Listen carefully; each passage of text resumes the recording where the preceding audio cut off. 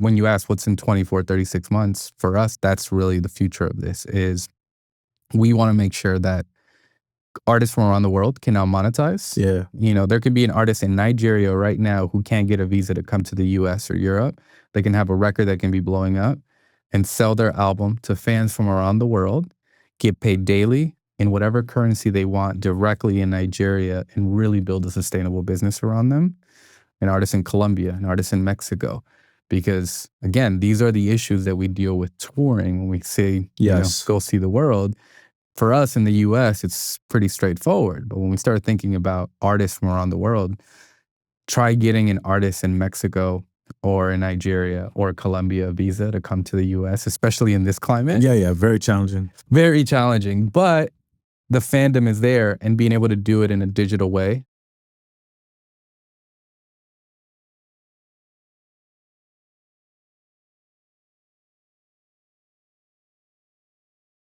How are you, sir? What's up, bro? Good to Good to see you, man. We met real brief at Trap It All Summit maybe like a year ago. Yeah, that was a year ago. Something like that. Yeah, I want to feels say maybe like it was a year ago. Time is flying. Yeah.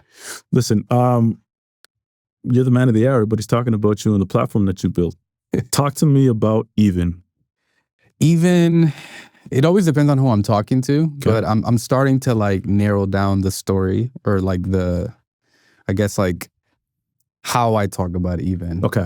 Especially like now more than ever. But Even, we are the infrastructure layer for super fandom. I think a lot of times people try to pigeonhole us like we're a platform.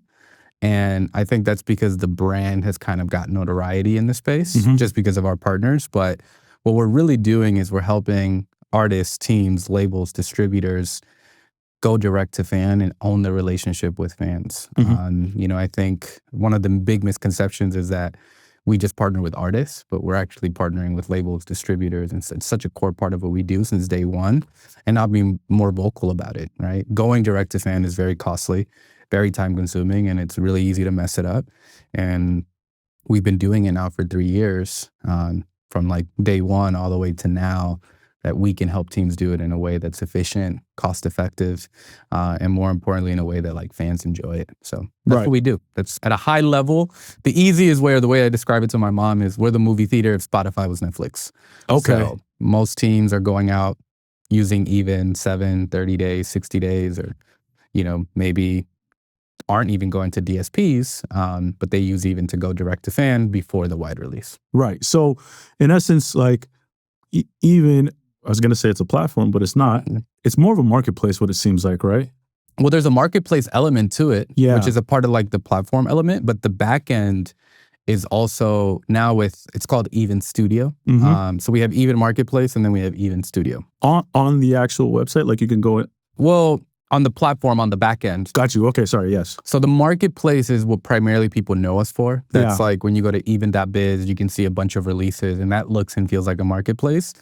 That was never the intention. When we launched in April of last year, in 2024, we didn't even have a marketplace. Even was just an infrastructure that you would use to go direct to fan. And then what we found is that fans were finding Even on Instagram and Twitter and following it to find out what other releases were going out with artists and teams that were using the platform. Interesting. And we started asking fans like, hey, why are you following us? And they would be like, well, we want to buy more releases on the platform. We liked this release that you did with Lil Russell or this release that you did with Big Crit. And they wanted to find out what else was happening. So then we introduced our Explore page, which is technically the marketplace, where now you can see other releases on the platform. But the vision for Even was always to be, how can you go direct to fan in a very seamless and quick way? And that leads us to Even Studio. So Even Studio is everything that fans have learned to love about Even, but in a custom environment. So this is what we did with J. Cole, Kevin Gates, Smino, et cetera, where they go to the artist's website, but they don't even know that they're interfacing with Even on the back end. Oh, okay. Okay, so let's take a couple of steps back. Sorry, I know we went real deep real quick. No, it's all good. It's all good. I'm an artist. Yep. I want to sell directly to fans. Yep. How am I using your platform, your infrastructure to do this? The easiest way to do it is by reaching out to your distributor first. Okay. So we partner with distributors and labels first. And that is essentially our KYC process. It allows us to authenticate that it's a real artist on the other side. So this can be, everything from like a United Masters all the way up to a major label. So you can reach out to your team first and say, hey, I want to go direct to fan and I want to use Even. And then they can go and essentially integrate. Now, if for whatever reason you aren't tied to a distributor or a label, you can just go to the Even website and sign up. Okay. But there is an authentication process that right now can take anywhere between 6 to 8 weeks to get authenticated. Okay, how come? The wait list is just massive. But you're going through every single one of those, right? Because I understand correctly, you did an interview with Ari, I think is his name. Ari's Take, yeah. Yeah, Ari's Take. Dope podcast, by the way. If you guys get a chance to ever watch that, it's a good one. And you mentioned on there that there's 8,000 people that are being put onto the platform on a daily basis. On a daily basis, yeah. So you're manually going through that all yourselves? No. So, okay. I mean, a lot of it is fully automated now. Okay. So those 8,000 that are being onboarded a day are from our partners. So in 2025, for this year, we allocated a little bit over 2 million artists to our partners. So a lot of these negotiations started last fall into beginning of this year. It's like, all right, how many artists do you have? How many do you want to start onboarding? And then it's just now continued to stack up. So we're slowly, and in theory, we can let all 2 million in at the one time. Right? Yeah. But it's like, I grew up throwing parties, right? And you don't want to let everyone in at the same time, right? You got to let people come in. You don't want to let everyone in, period. Shit show. Right. So the idea is like you let a few in, you let people get their drinks, you let people find their spot, and then slowly you let people in. But for us on a platform side, it's really important to let people in, let them use the platform, very quickly ask them, what was your experience? How can we make the experience better? And we're doing that every single day, getting feedback, iterating. Now, something has happened in the last 12 months where since we launched in April, super fans and direct to fan has just like been the biggest like buzzword in the industry. Mm-hmm. So I think a lot of people are looking for, what the tool is going to be. And while most tools are very open where you can just show up and start selling, Even isn't that. So I think that's created more appeal to the platform. That wasn't necessarily the strategy, but now we're just kind of like running with it because it also helps us authenticate the artists. It also helps us authenticate the content that they're uploading. So there's a lot of different components that allow us to like, in time, we want to be able to do more artists a day, but we found that the sweet spot is 8,000 a day. Okay. So closer to the end of this year, we'll have over 2 million artists on the platform. And then we are allocating about 3 million for 2026. And we might end up going closer to like 3 to 4 million. But all of these artists are coming from our labels and distributors. Okay. So yeah, fingers crossed that everything goes as planned. It's every day's a new adventure. I can only imagine. I mean, no 2 days are alike in this business because what you're at the forefront of is artists needing to find other ways to monetize ultimately at the end of the day. And there is a debate, there is a conversation as to whether streaming, and most people will say streaming doesn't pay. Yeah. So you're looking at other avenues for artists to generate revenue. I think that's kind of at the end of the day, what is super helpful for music industry is creating another vertical. And something that I love that you say a lot, you say it's not Spotify or Even, it's Spotify and Even. Yeah. I'd love for you to talk to me a little bit more about that mindset and what people can take from that. Yeah, I mean, I think for us, it's like, well, I also like to clear the record all the time with people where it's like streaming platforms do pay. When I was a manager, I agree. My first big check as a manager when I was managing was because of streaming. And, Same. I remember this is 2012, 2013. This is like, Tuma and Carl Cherry, who at the time was at Apple, was reaching out and was like, yo, you guys got to get on Apple. And, we had different folks at the DSPs reaching out because at the time we were just releasing on SoundCloud. Yes. We were kids. We were like mid-teenagers just releasing music on SoundCloud. But also to be fair, Spotify was like absolutely it was relatively new. Apple was barely even existing. Apple was barely even entering the scene. At the time it was Beats Music. I think that was right. And Jimmy Iovine and Dre. Yeah. But the idea of like going to streaming platforms didn't even seem accessible at the time. You know, there was definitely players. I think CD Baby was around at the time, TuneCore was around at the time, but like, you know, the idea of going to, but even that didn't at the time for us, like we didn't know nobody in those buildings. Yeah. And I remember the first actual, and I promise this will make sense to the to the narrative of the story, but this was like 2014. We did a distribution deal with Empire. So at the time, I was managing this kid, artist Ishtar, out of Milwaukee, and Nima and Ghazi. They actually Jonathan Master, who's now at RCA, but he used to be. It's my guy. Yeah, Elmon's manager. Yeah. Good So people's. man, and one of the best A&Rs. Like he completely changed our lives. That's dope. And I could honestly to this day still credit like when I met John, he like the impact of what that's done to my life to this point. It's still, no shit. He was one of the early people. I don't think I've ever even told him that, which is crazy, but you telling him now, Jonathan, if you're watching, hopefully you're watching. Man, thank you. I want to take a quick break in the pod right now and talk to you guys about something I think could be of importance to you. If you're listening to this pod and thinking, I could really use some personal guidance right now, and you're serious about building your career in the music business, I'm now offering one-on-one private strategy sessions. These are fully personalized, just you and me tackling whatever you need in your music career. Listen, this is the part where you might be thinking to yourself, who the heck is this guy?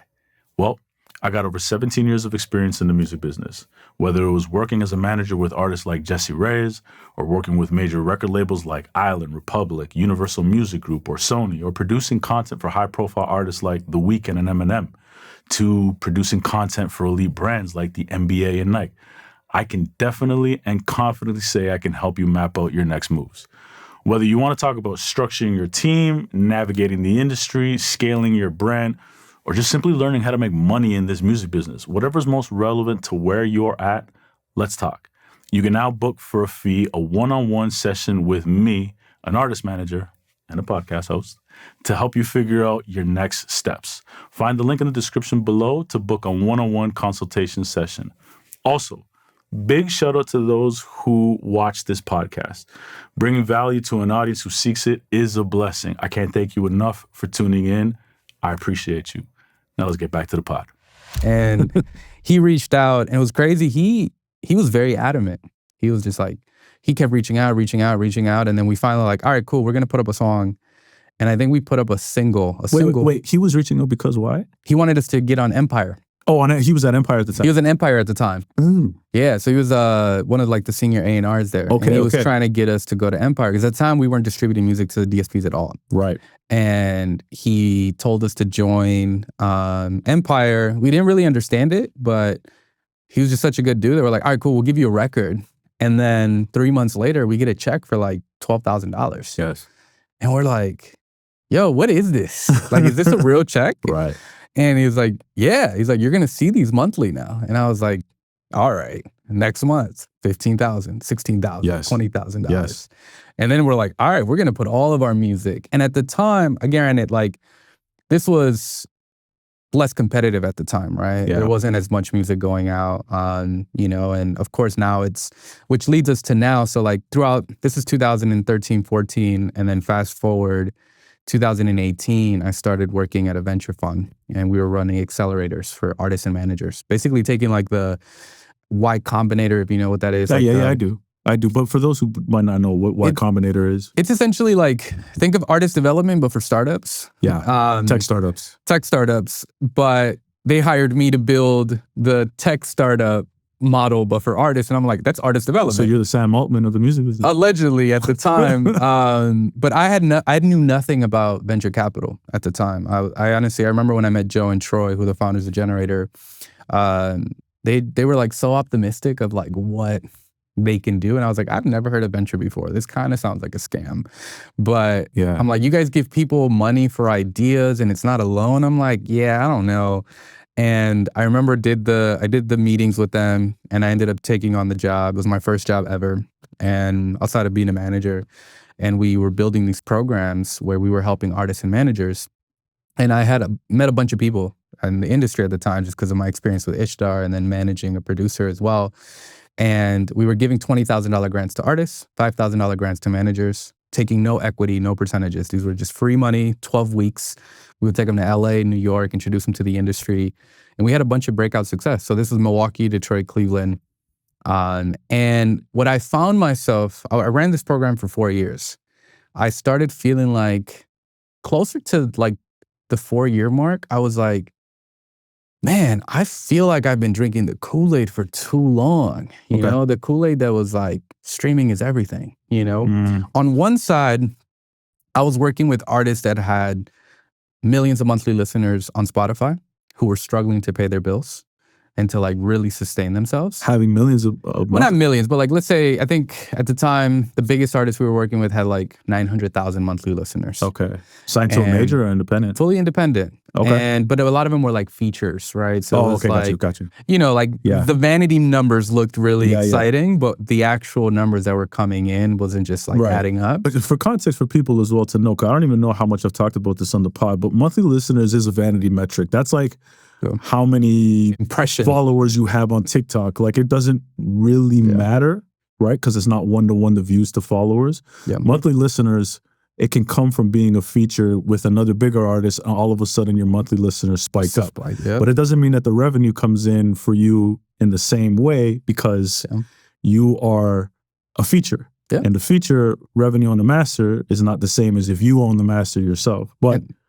and that's also assuming that like they put you on the masters as a primary and getting paid directly, right? Right. Like if you're just hoping that your guy's paying you on a record that you just agreed to do. Especially on an independent back in the day when they didn't have those splits through the aggregators. This is pre-STEM days where like you can you know, of course like more people do that now. But yeah, I mean, I was working, again, I was with numerous of these artists where like we're having tons of traction, but also we have to understand that like you might blow up today and get 1 million streams today, but you won't see that money until months from now.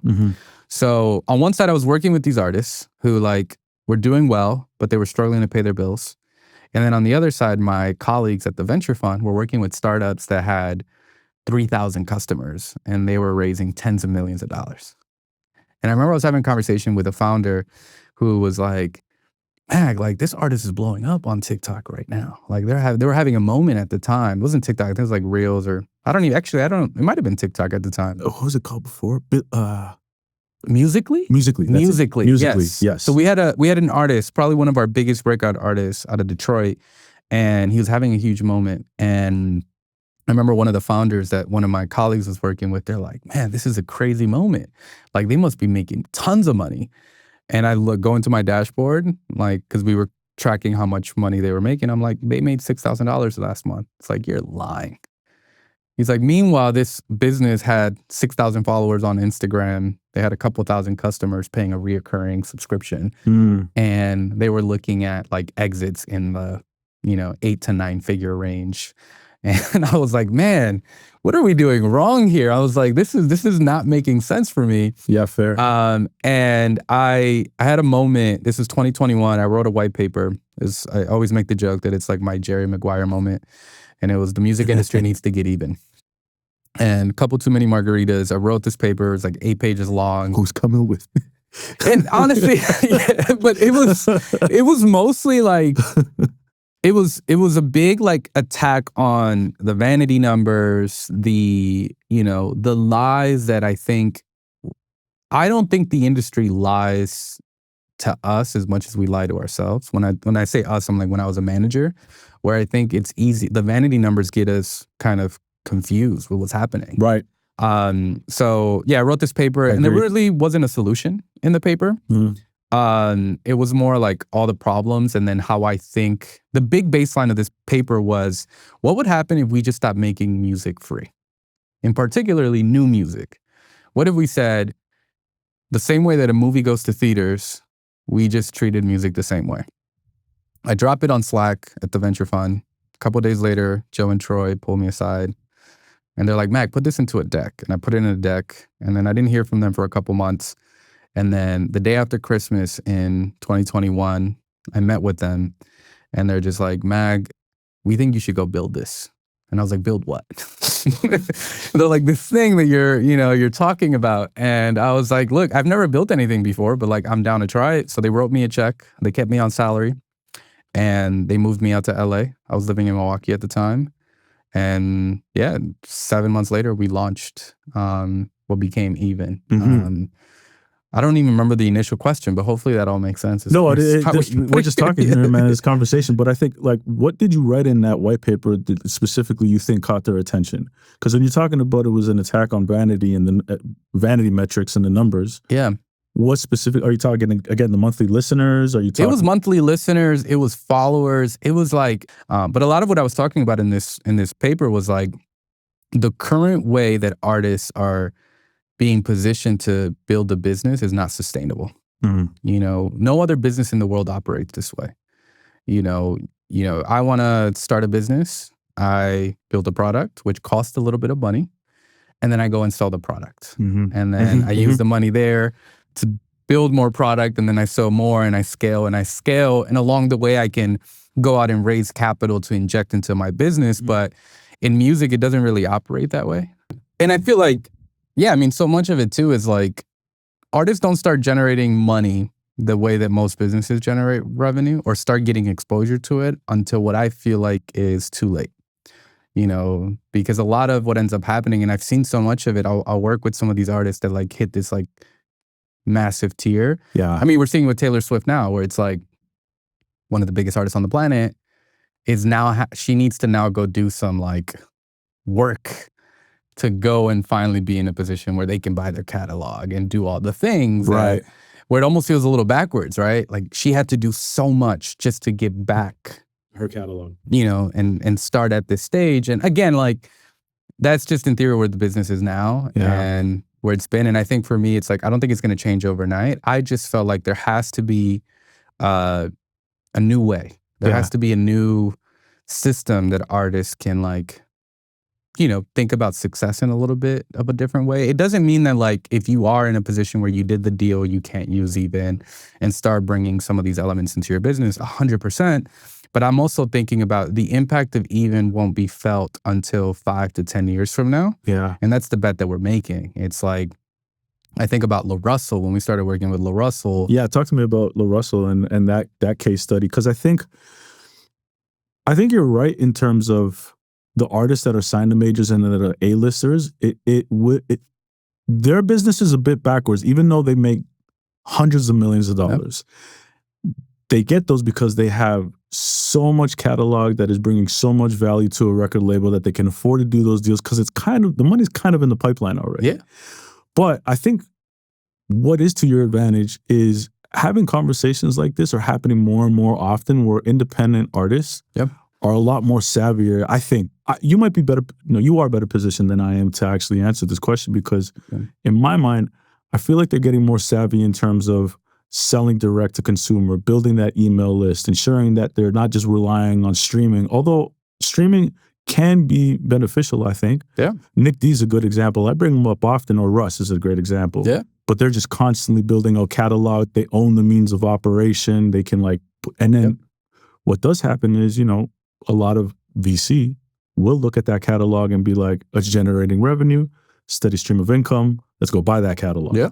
Which is real money there. But that's not the only vertical. And I think you guys have a good window right now, it seems like, where artists are starting to understand what are some other ways to go and do this. And one of those guys is La Russell. Like, he's built an incredible business, an incredible marketing machine. Talk to me a little bit more about how that relationship got started and how it benefited him. Well, La Russell, I always say, La Russell's probably one of the smartest people I've ever met.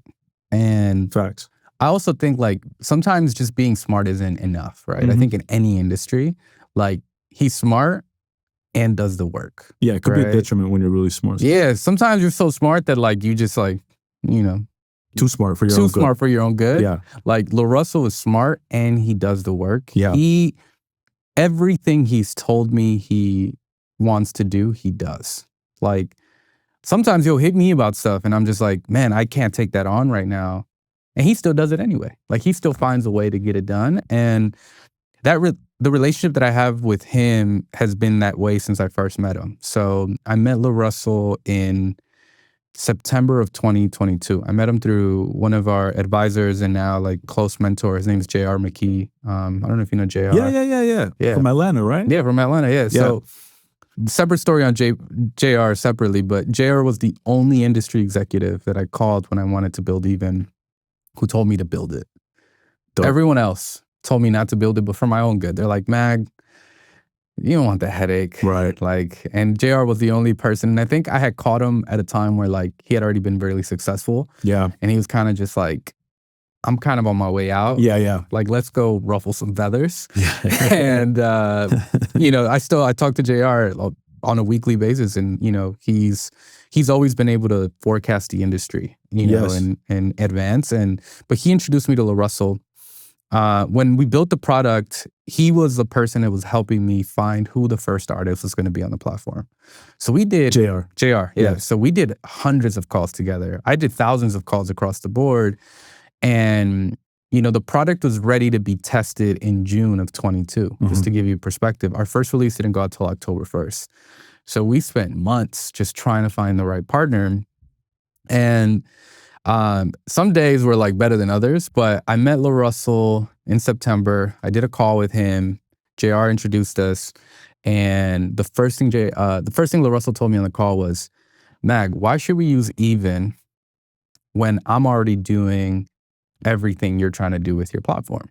And I was just like, my initial response is like, you're 100% right. You're already doing it. But the thing is, you can be doing 100 other things. And like, let us take this on and let us be the infrastructure that allows you to be able to do this more seamlessly. And you can just focus on doing what you do best, which is all the other amazing ideas that you want to do. And he was like, all right, put a demo together. We put a demo, we sent it, he approved it. And then the day we were going to go live, I send him the link, and he's like, Mag, I don't know. At the time, Even was like, it was a prototype, so it was nowhere near what it is now. He's like, Mag, this just feels a little complicated, the way you log in, the way you got to do this, the way you got to do that. He's like, As a customer, he was just like, I don't think my fans are going to like this experience. And he's like, I don't think I'm going to do it.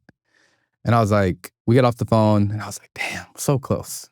And it wasn't our first time someone said no, but it was the first time they said no when we were that close.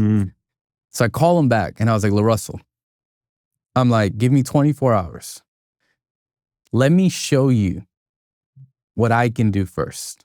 Like, let me go and get you some sales, get you some real feedback. And he's like, Mag, if you can sell 200 copies in 24 hours, I will post this on my social media.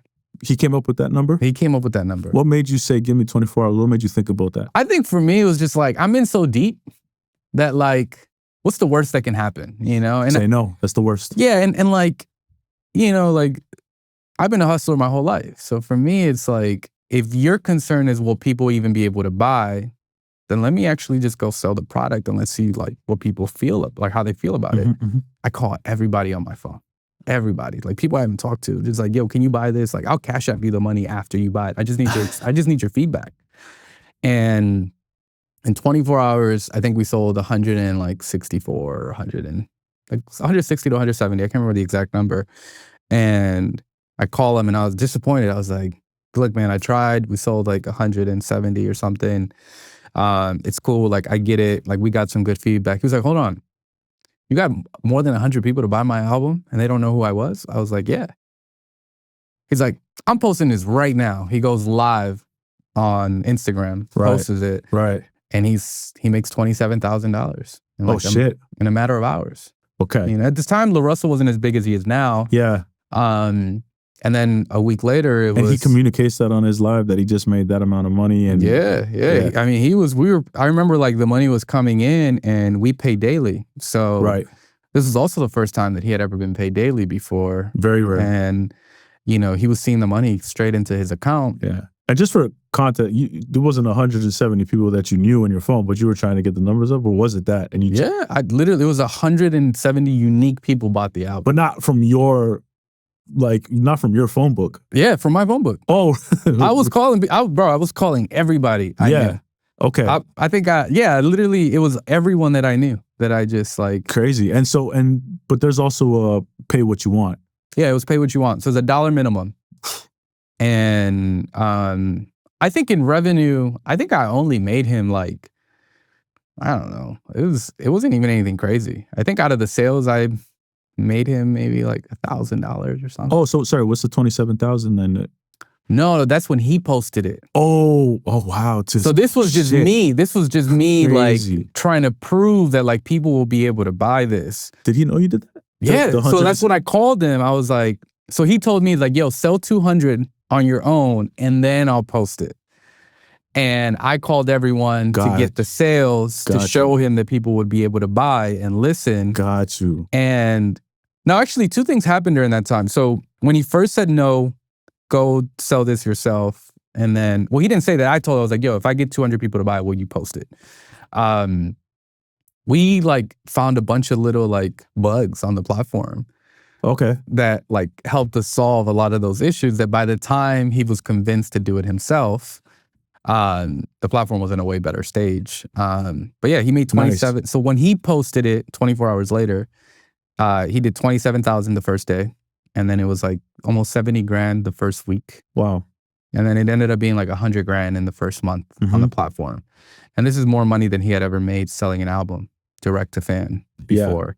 Yeah. And that kind of became the big story, right? And streaming too, right? Like, yeah. So he had made 30,000 in total streaming revenue in 3 years. Okay. So he's doing about $10,000 a year. And he made 100 grand in the first 30 days on the platform. And now we've done 14 albums with him since. Wow. So yeah, but that's how we started working with him. But he was the first artist on the platform. Since then we've gotten really close and like we've been able to, you know, he sees the product features and new stuff. He's pitching new ideas all the time. And, you know, for an artist at that level who's like now having like real growth across social has been really big for him, but now streaming is really picking up for him as well. He's a perfect example of an artist that didn't choose one or the other. You know, he was like, I'm going to go direct to fan and then I'm going to go to streaming. And for me, it's I'm going to use the revenue from my direct to fan release to help fuel my catalog.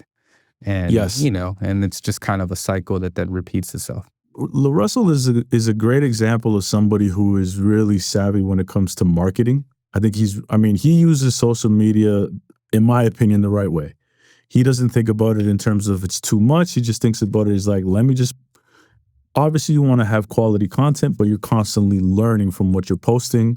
And then you go put some ad spend behind some things that are working, right? But, so he's, I think, like an outlier in this. Yeah. Can you talk to me about some case studies that don't necessarily have the marketing savviness that he has, but is somebody that is just kind of beginning in their journey and trying to figure it out?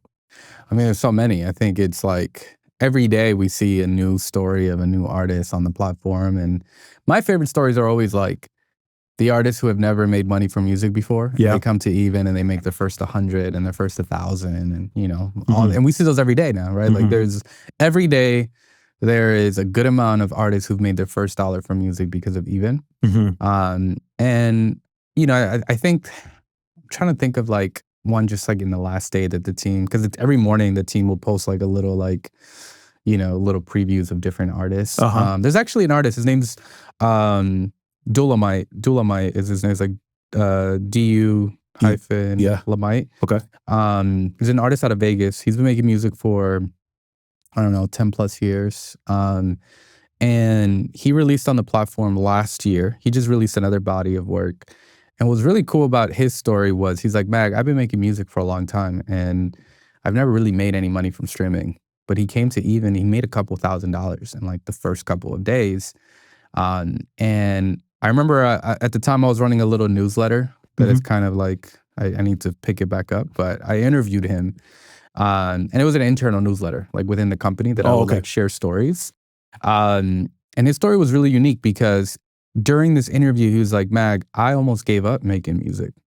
And this was like my last attempt at like releasing something. And I told myself that I'm going to use the money from this album to launch my my company. He had a lemonade company that he wanted to launch. And he ended up making the money. And then he actually just launched his lemonade company with his most recent album that he just launched. But he also dropped it on the platform. But I think for me, those are the stories that I think mean something. When I think about the stuff that drives me as a person is like, yes, I want to work with the big superstars and the big artists. Like that's always fun, but nothing beats commerce enablement. And for that, for me, and for folks that don't know, like what commerce enablement is like helping everyday people start their own business. And, you know, especially the entry, like just starting a business is really difficult, especially for Black and brown people. And especially when we think about people in LATAM, Africa, and just like the global South, like starting your own business requires money, resources, and even makes it easy for these creators to run their business. And in many cases, those businesses can just be a seed that can plant towards another business and another idea. And I think for me, that's the stuff that motivates me. And those are the case studies that I really hold tight, and I follow those artists and see, you know, what's the next thing that they build. And we've seen people start again with an album, then they launch a t-shirt company, or they're launching a new business. I mean, that's important to note, because like in reality, like, you know, you have an artist, right, that doesn't make any money on streaming, and then all of a sudden they use a platform like Even. Then they make $500. That's still not sustainable, like, for your career. But what it is proof of life, proof of concept is one. But then with that $500, they can then, and maybe not all artists know this, but they might be asking you the questions like, what do I do with this money? Because they got to reinvest it back into their business. And to be honest with you, like $500, it can go a long way if you organically know how to use social media, put some ad spend behind the content, bring you into Even, you know what I mean? Like there's things that happen like that. I think when you're making just a little bit of money, if I'm not mistaken, you would see it better. 100. I mean, man, look, I don't know if you remember the first $100 that you made in your entrepreneur journey, right? Whether it was I 100% do. And what that does to I was 11 years old. and what that does to you. And you know what's crazy? Because your name is, I'll tell you what. Please tell me. Well, how did you make your $100? Well, because your nickname is Magic. My first job ever was as a magician.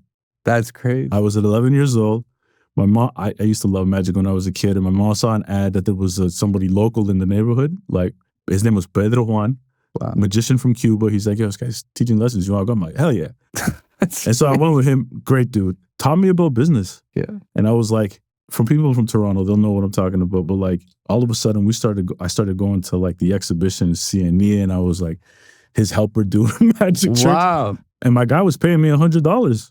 That's cool. Yeah, it was but it made it real, right? I'm telling you, oh man, I'm dating myself right now. This is like in 95. So $100, you just imagine what that is for a kid, you know what I mean? But anyways. But I mean, that's a great point. It's like, you know, they always... I may or may not leave this on the podcast. No, you should. You should, because the psychology behind it is always like, there's specific moments that happen, especially in like before the age of 15, that end up like shaping the rest of our lives, right? And I think in that moment, like, that probably was a very pivotal moment in your life where like, not only are you going on stage, you know, it teaches you about confidence, it teaches you about your worth. And I think for a lot of people in the industry, they take that for granted.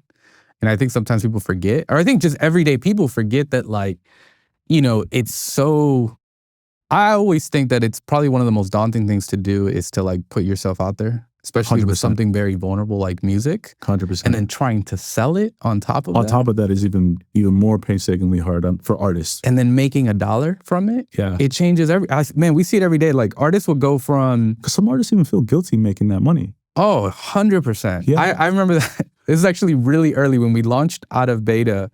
This was like May of last year. At the time, our Stripe account was connected to my phone number for some reason. And I remember like for the first month, I kept getting these calls for primarily artists that were like getting their payouts. I get this call from this lady.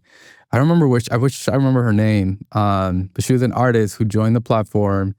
And I'm only saying her age because she said it on the call when we were talking. She was like, hi, is this Even? And I was like, yeah, this is Even. Like, how can I help you? Just like my customer support voice.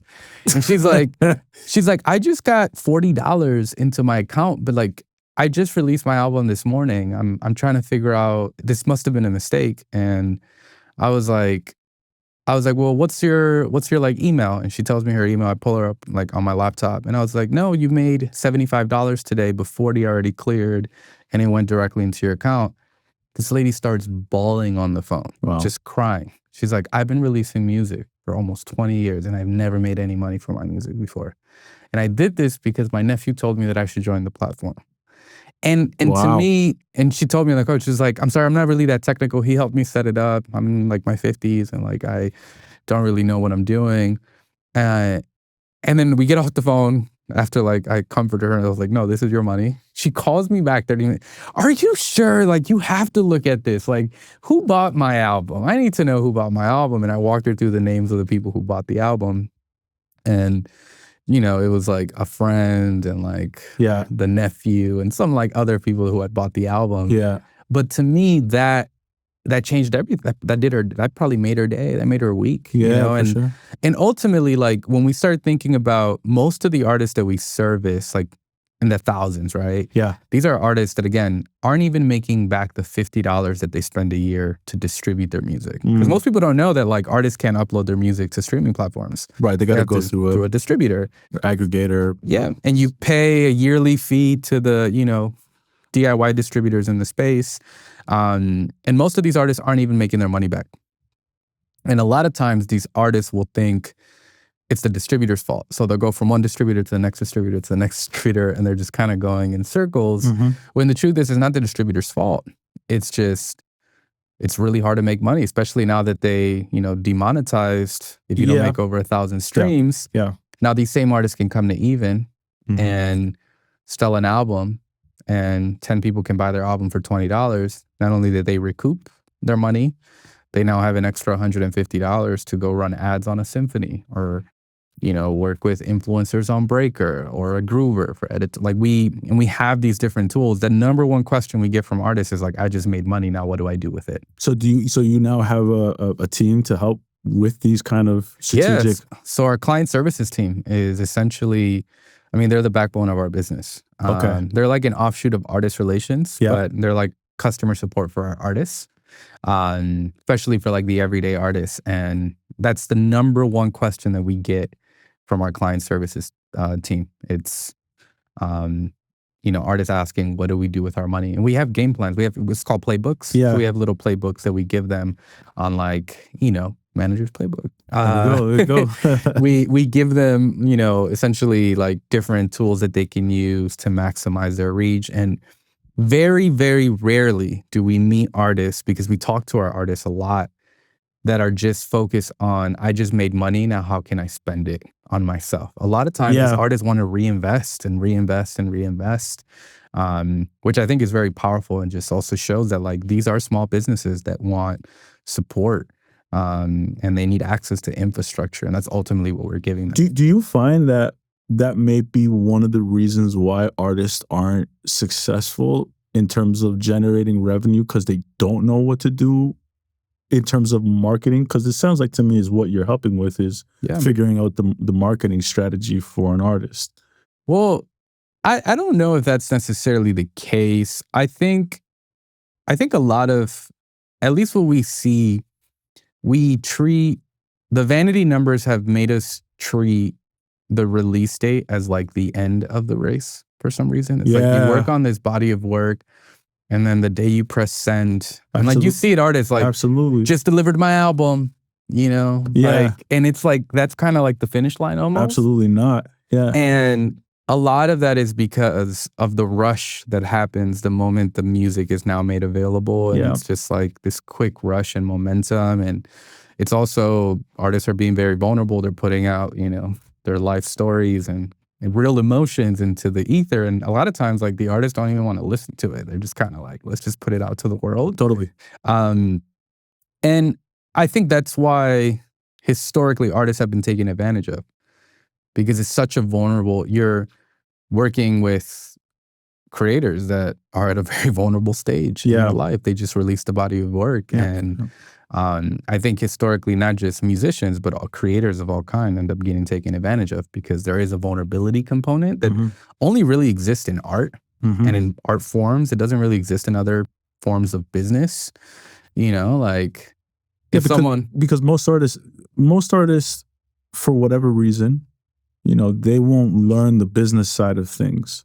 And it's not to say that's wrong or right, because some artists don't even necessarily need to learn the business, but if they have great people around them that can actually guide them to learn the business, then perfect scenario, right? I don't want to, I'll put the music out. You tell me what I need to do. And if you work, if obviously you got to be able to work with people, right? Then you can succeed. But a lot of artists, to your point, they have trouble with the business side of it. But I'm very much of the belief that, like, listen, if you're an artist and you want to make money, generate revenue, it doesn't mean that you have to make millions of dollars, but if you can make a livable income, or, a livable wage, like, what does that look like this day and age?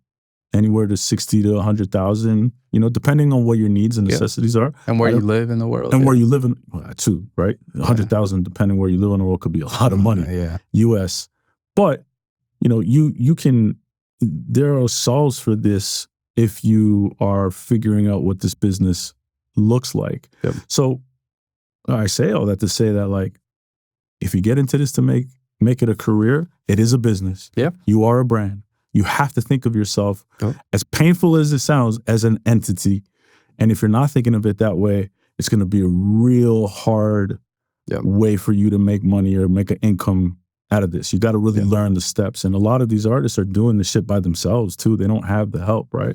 So, I think that's the one thing that you need a partner, right? I think, like, it's even would be nothing without my co-founder, who is our CTO. Right? I'm not the tech guy. I'm not technical. I'm not really professionally trained to do much, honestly, beyond just, like, talk to people. But, for example, like, my co-founder, I need him and he needs me, right? And there's this layer of trust that's necessary there. And I think it's the same dynamic that, like, when I was a manager, manager and artist, right? It's like, it's a very similar dynamic.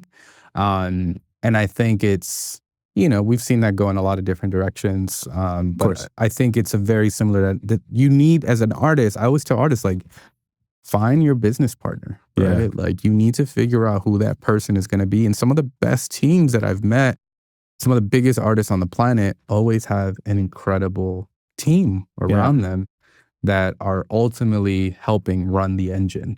Well, let's talk about one of those, because you did an amazing situation and deal with J. Cole and Ebe.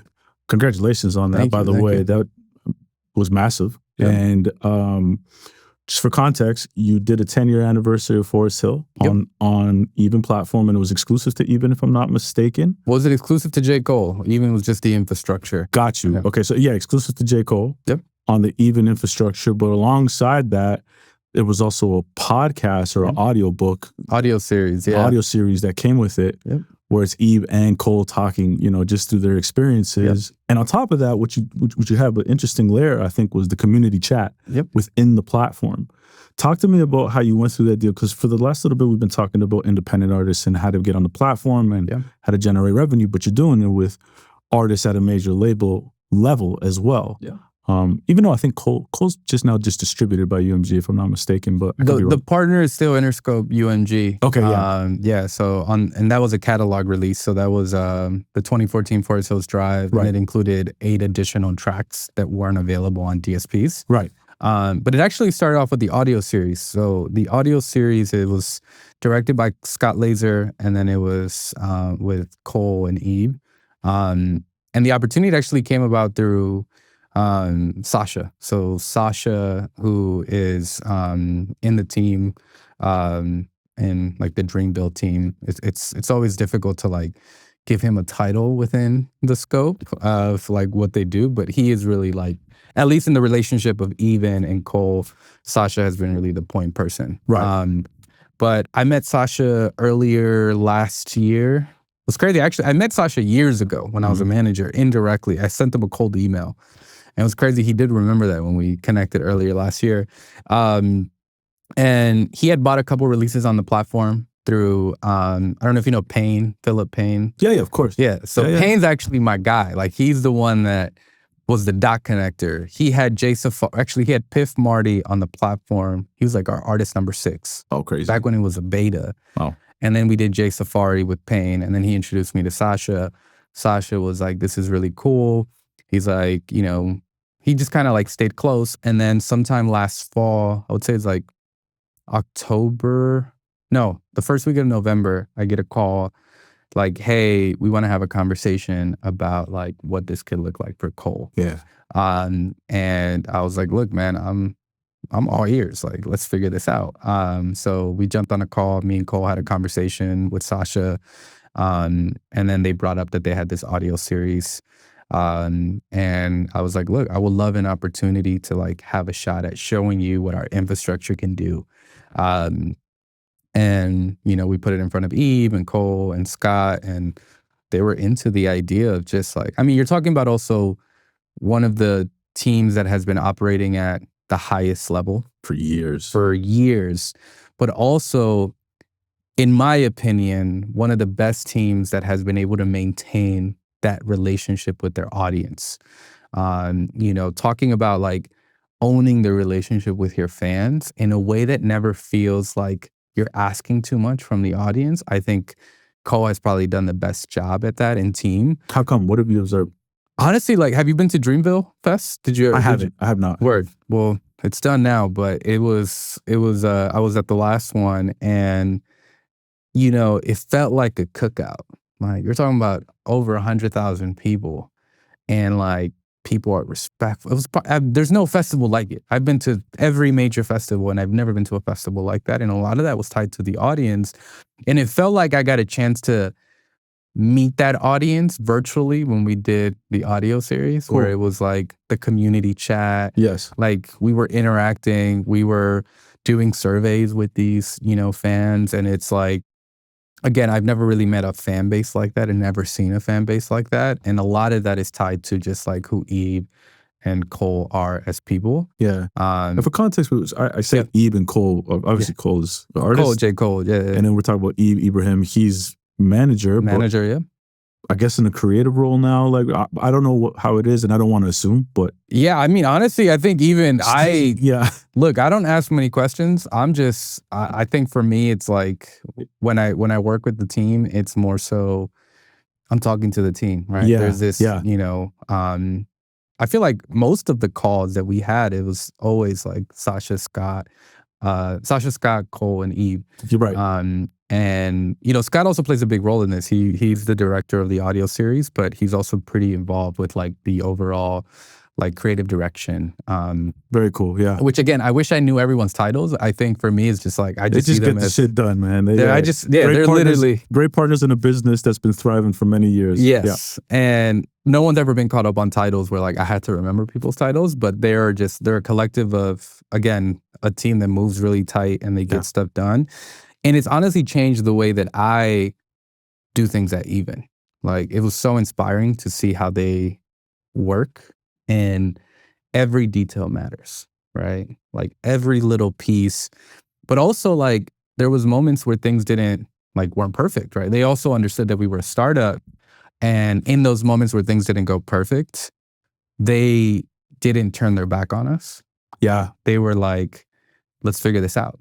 Let's figure out how can we make this. Yo, that's so important.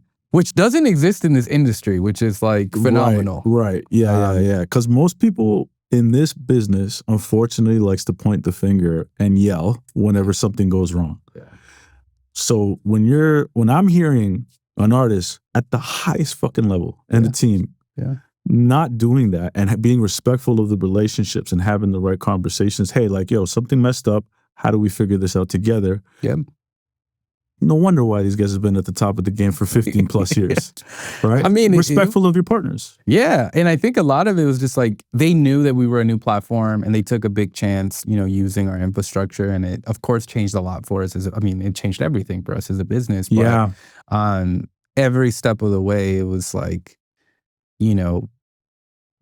everything always led with just trust. Everything was just like, I trust that you're going to figure this out.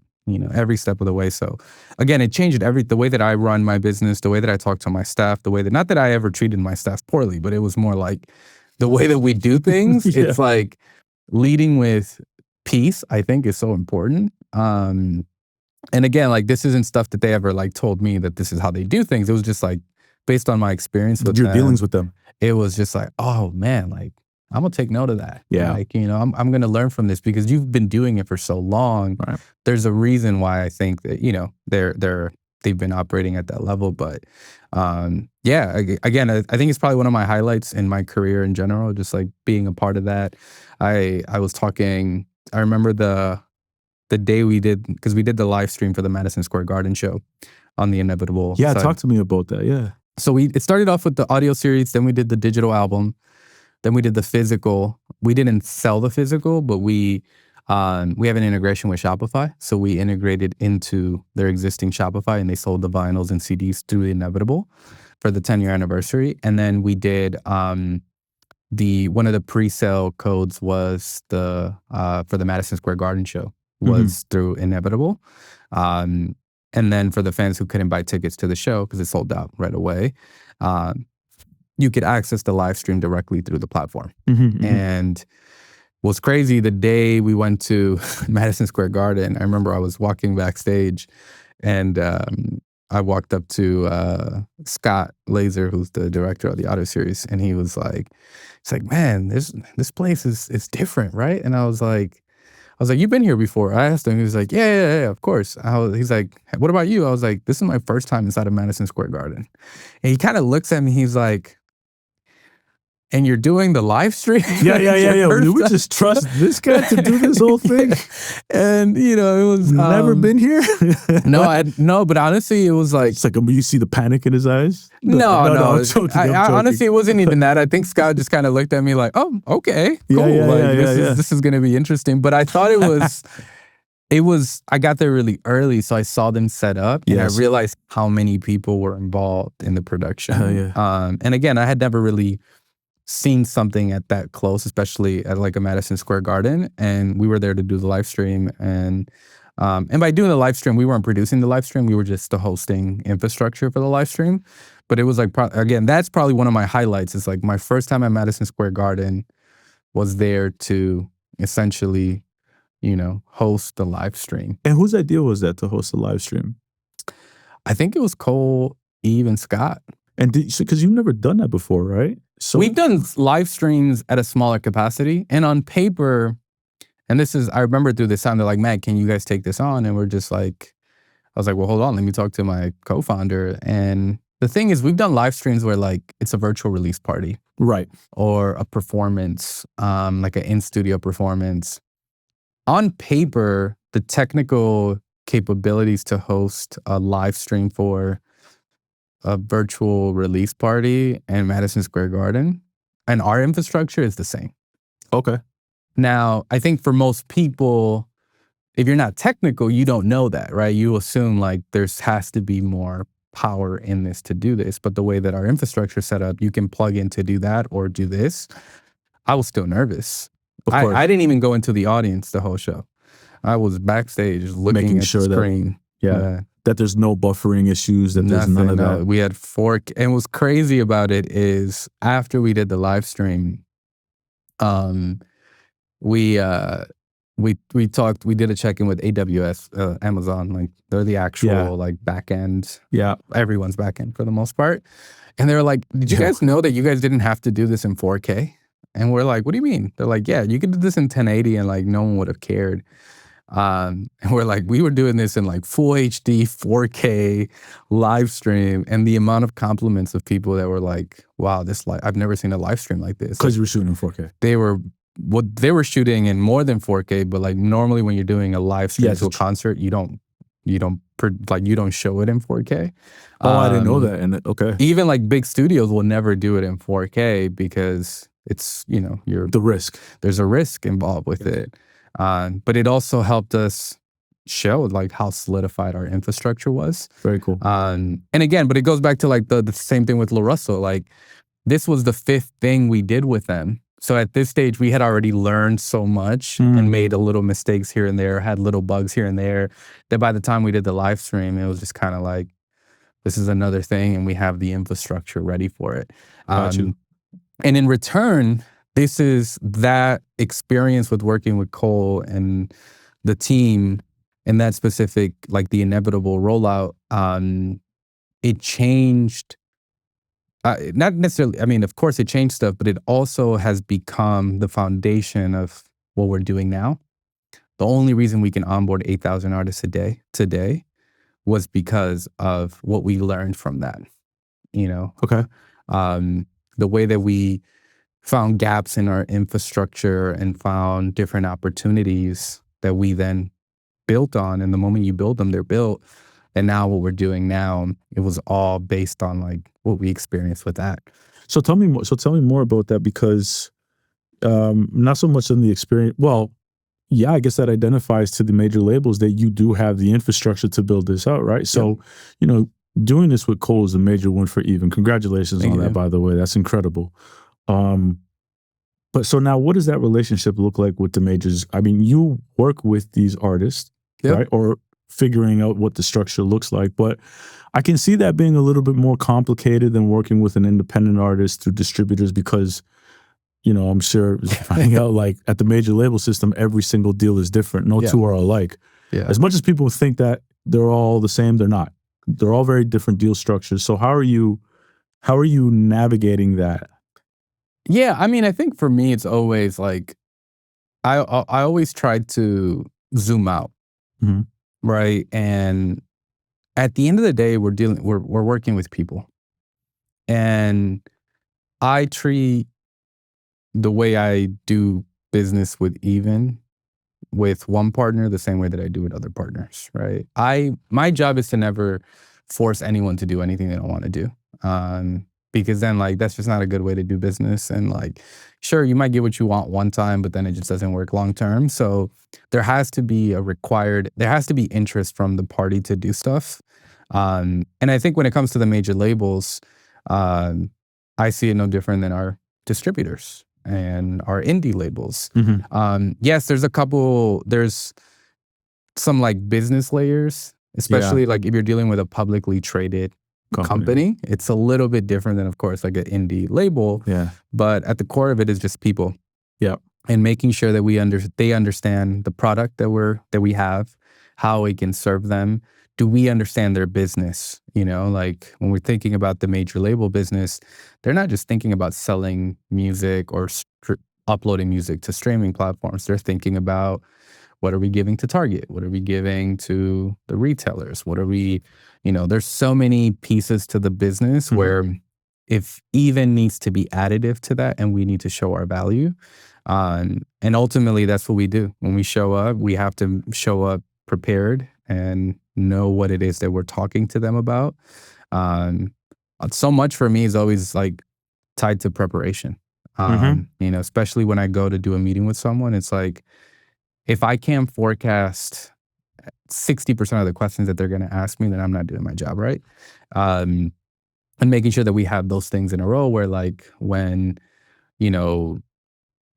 Cole's team decided, hey, we want to do the digital album, for us to already have like a set list of things that we knew that Interscope was going to ask for was really important. And I think a lot of it is just asking, right? I remember when I got the call, I was like, hey, can we do this thing? I was like, let's ask, you know, like we're prepared for it. Right. And yeah, I think it wasn't a wild ask to make, because at the time we already had relationships in the building. Yeah. But there was always a possibility that someone says no. Of course. When I went into building Even, working with the major labels wasn't even like part of the goal. Right. For me, it was like, I want to help everyday artists make money. Okay. Emerging artists, up and coming artists, established independent artists, and also like 50% of the market share is now independent. So there's a big enough gap where we can work that is unique to this era in music today. And just working with the major labels was a cherry on top. And there's also a layer of like patience required.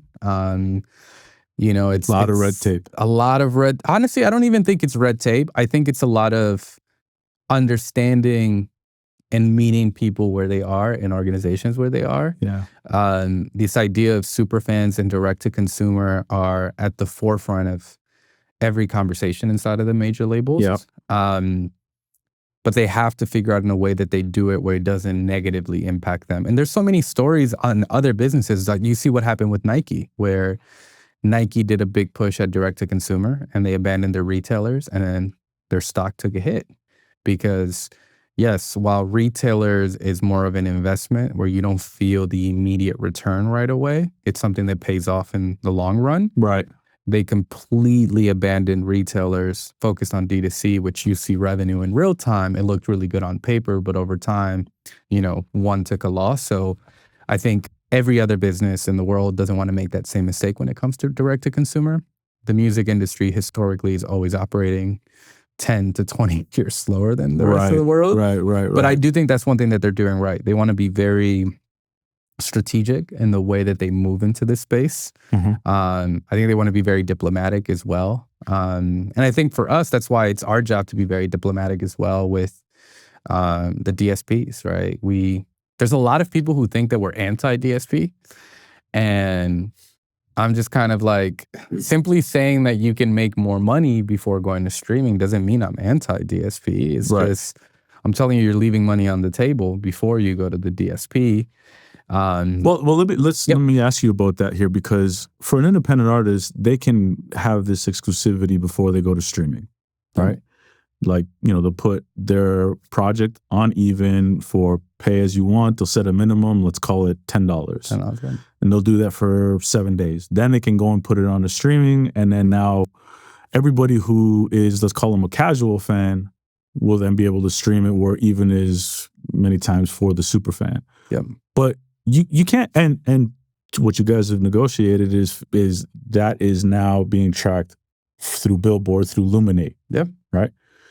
But you can't necessarily do that with a major label, right? Can you, if you can have that exclusivity on even for a set period of time, then go to streaming? Yeah, we did that. So J. Cole did that. So for J. Cole, those 8 songs were available 11 days before DSPs. And the DSPs allow that? Yeah, 100%. Yeah. Okay. And we actually now have data that shows across all releases that going direct to fan before streaming actually boosts your streaming numbers. In the same way that, like, when a new Spider-Man movie comes out, you see all the Spider-Man movies in the charts inside of your Netflix account or Hulu or whatever. Very true. And the way that it operates is when the moment you have to pay to watch or listen to anything, the consumer immediately, their mind goes to, is this going to be worth it? And the first thing that they do is, all right, am I going to pay for these new 8 J. Cole songs? Let me go listen to his last album to see how I feel about it, right? Let me go listen to this other thing.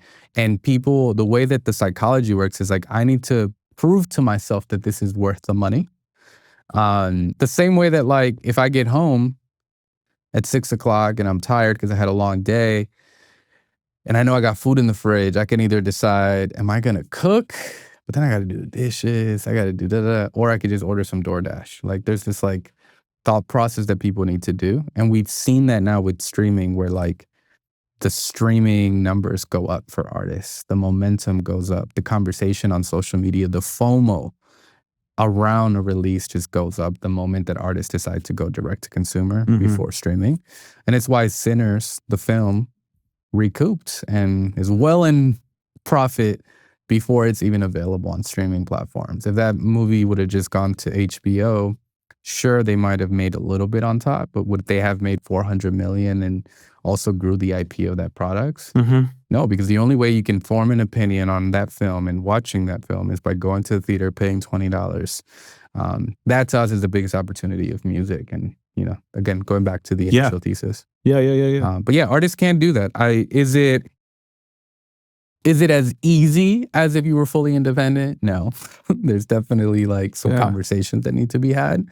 Well, because it disrupts their first week, right? Because a lot of major labels really like to look at that first week Billboard charting. So if I give exclusivity for that first week, that's the first week that is going to be accountable for Billboard, no? Not necessarily. No. So tell me more, man. Things change all the time, yeah. So, all the time it changes with Luminate, these guys. Yeah. Well, I think for us, we don't talk too much about our Luminate stuff, mostly because like we're always figuring it out. But I will say Luminate has been incredible to us.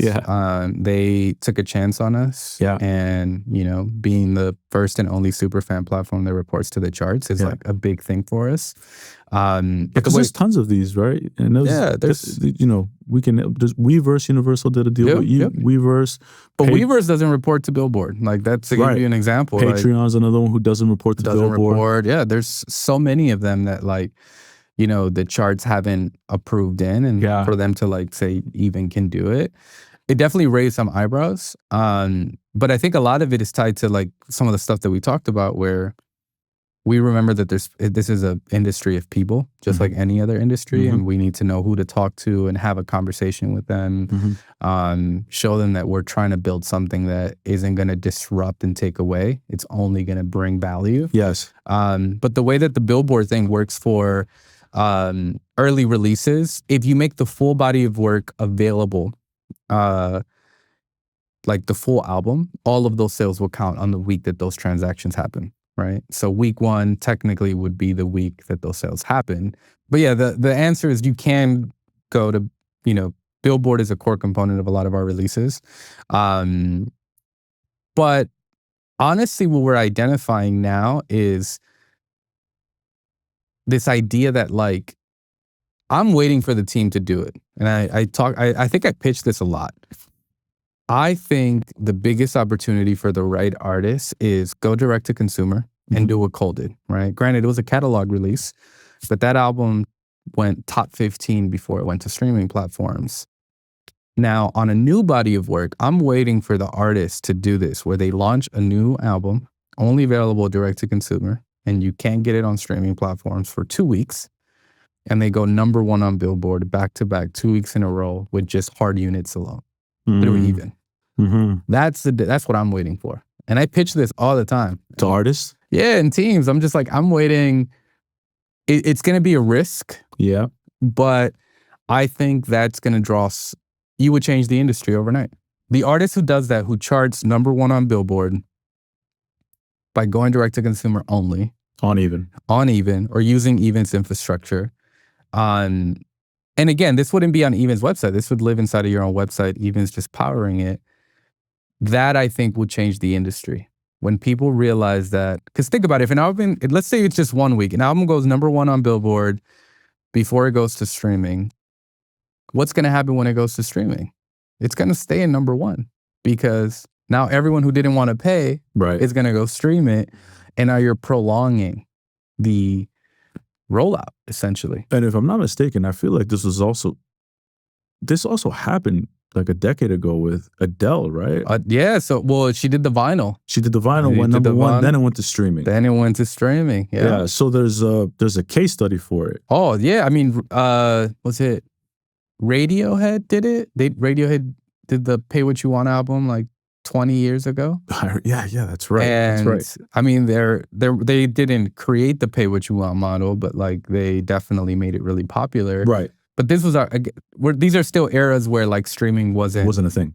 The number 1 thing. Even the Adele release, wasn't. Yeah. Streaming still was not the peak of, you know, she just did a physical album before Street Date. But I think this idea with Even, we also have to remember that like on paper, yes, we're selling albums, digital albums on Even, but what's actually happening is we're selling access and proximity. Fans are paying to be closer to the artists, but they're also paying to get closer to other fans. You know, we support 140 currencies on the platform, and we have 30 native payment methods on the platform. And what this means is like a fan in Nigeria, a fan in Brazil, a fan in India can now be in a digital space together inside of their favorite artist community, which traditionally doesn't exist, you know? Right, because you got to go and take people off platform to go to a Discord, for example. Exactly. So being able to do it through a body of work inside of an artist community, inside of their own ecosystem, and own that relationship from fans from around the world historically hasn't been possible. And that's ultimately what we're doing. You know, there's so much noise on social media, and we're really world building. We are the infrastructure for teams to be able to build their own world inside of their own ecosystem, essentially. Am I mistaken or far off the mark if I say you're trying to build a new social proof almost? I don't know. I think there's definitely elements of it. I just want to reinvent the website. That's really my goal. Like, I don't talk about this publicly a ton, but I want to reinvent the artist website. The artist website right now is transactional. You go, you buy, you leave. Yep.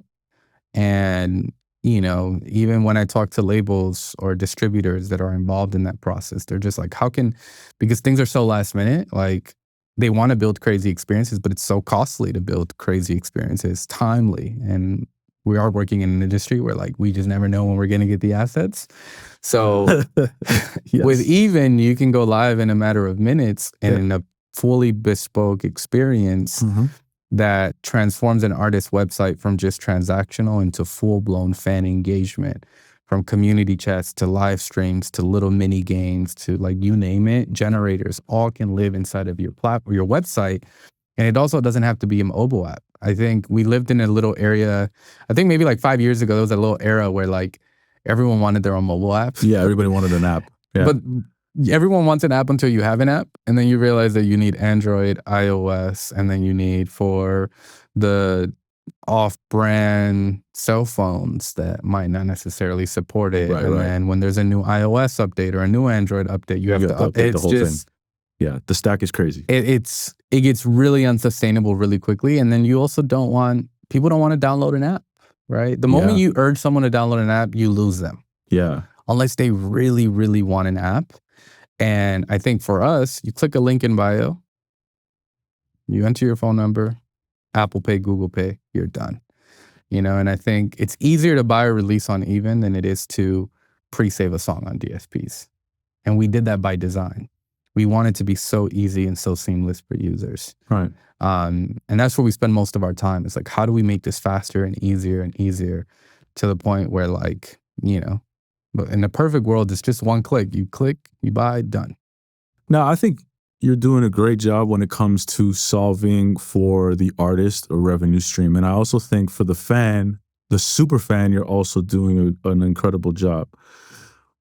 Are you also thinking about the casual fan and how to bring them into the world of the artist as well? Because for that, to me, doesn't seem like, for better or worse, the casual fan for $10 a month gets a catalog of music to the entire world. Yeah. You know, before you came in here, we're listening to Pink Floyd and Led Zeppelin remastered on Spotify and go from album to album. Yeah. Great albums, by the way. Yeah. And I can do that through Spotify. I'm not a huge fan of Led Zeppelin, but I love their bodies of work, right? Yeah. The specific ones. I'm a casual. Yeah. Are you also thinking about the casual fan and bring them into these ecosystems for the artist through Even? Yes, but I also, I think about things in like, or the way that my brain thinks about stuff is always like, if all you know is a buffet, will you actually value fine dining? You know, like you can go to a buffet and pay $12 and like eat all you want. You can get pizza, you can get steak, you can get shrimp, you can get all this stuff. Yeah. And you get full, right? Uh-huh. And it's $12 or whatever a buffet costs. Now, as a fine dining establishment, do I want to go and convince people who go to buffets every day to come to my fine dining restaurant? Or do I just focus on people who want to come to a fine dining restaurant? I think there's consumers for everything. I think it's a funnel, right? I do think the passive listener can become a super fan. I think there's passive listeners of one artist that become, you know, and there might be people who like, I like going to buffets the first Friday of every month, but I also like getting some sushi at Nobu on Sundays. You know, like there's a spectrum. There's a bit of everything. And I think for us, it's like, I'm in the whale business. When I tell people, I'm in the whale business in the sense that if people are going to pay for something, I need to make sure they have an enjoyable experience. And when I say I'm in the whale business, I'm also talking about I am the infrastructure that lets you be in the whale business, right? Like the all-you-can-eat buffet already exists. You know how to get there. You know how to get your music in front of the buffet, right? Everyone knows how to do that. Now, do you know how to get your music in front of the fine dining experience level of like this bespoke experience where you're going to show up and like, I have the opportunity to now be on a chat with J. Cole, right? Like you're not getting that on X streaming platform, you know? And we saw that like when J. Cole jumps on his chat or he posts on his blog. These are things that like fans can't even imagine the fact that like their favorite artist is now on their same chat with them. Right. Or the same way that when we have Starlito, an artist out of Memphis, fans pay $100, he calls them. He just starts calling fans who are like buying his album.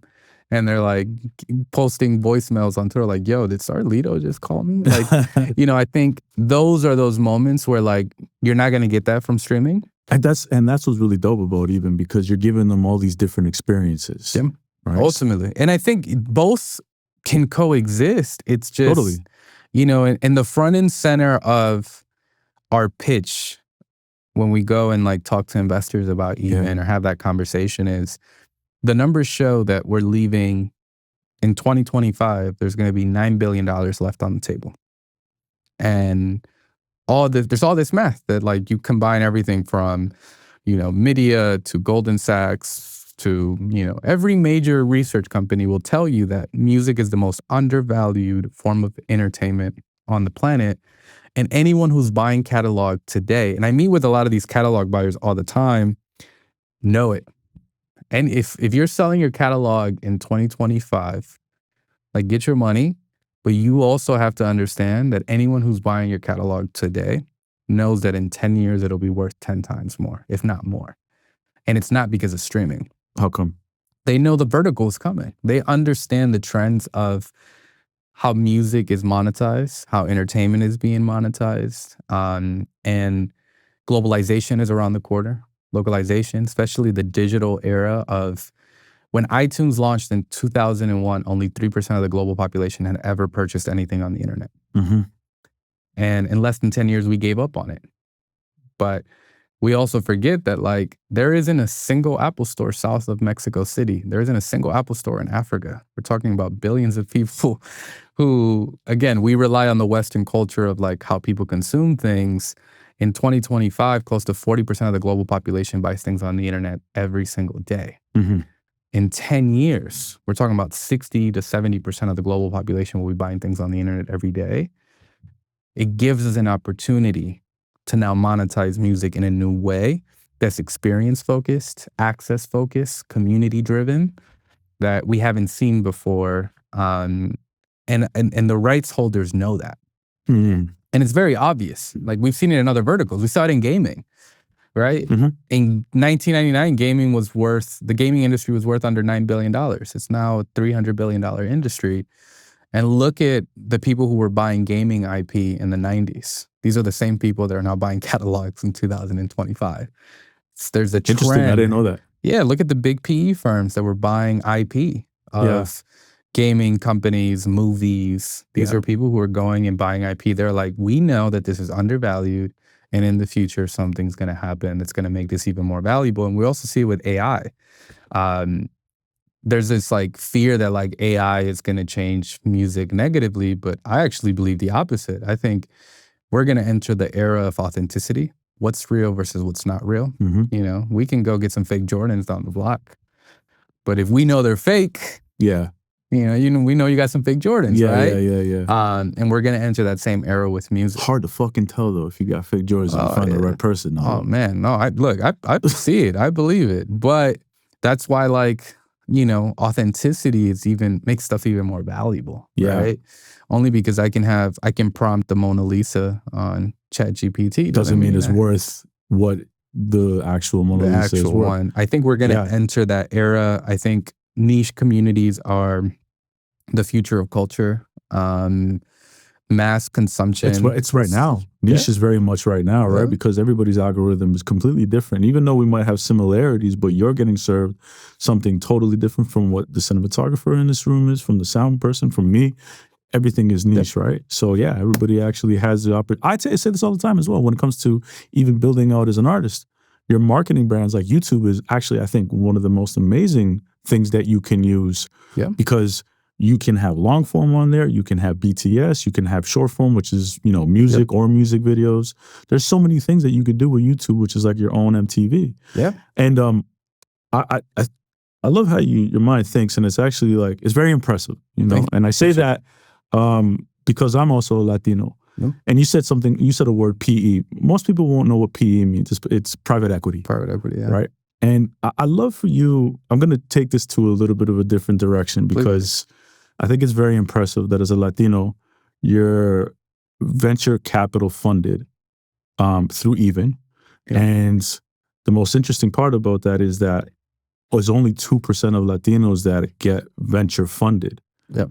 But there's a 20% population of Latinos in the US. Yep. How were you able to do that?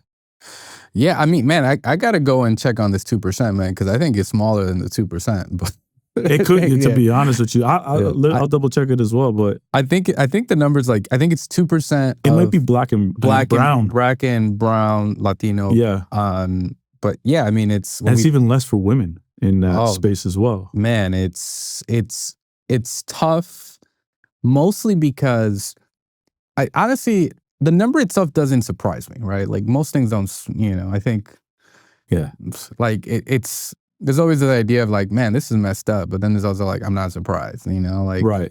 We also know the world that we're entering every single time. And I think, what I get upset about in the space is the funds that do exist to support, Black, brown, underserved founders always feel like charity. And to me, that's never really resonated with me as a person. Like, I don't want you to invest with me because I hit a checkbox. Right. I want you to invest with me because you actually believe in what I'm building.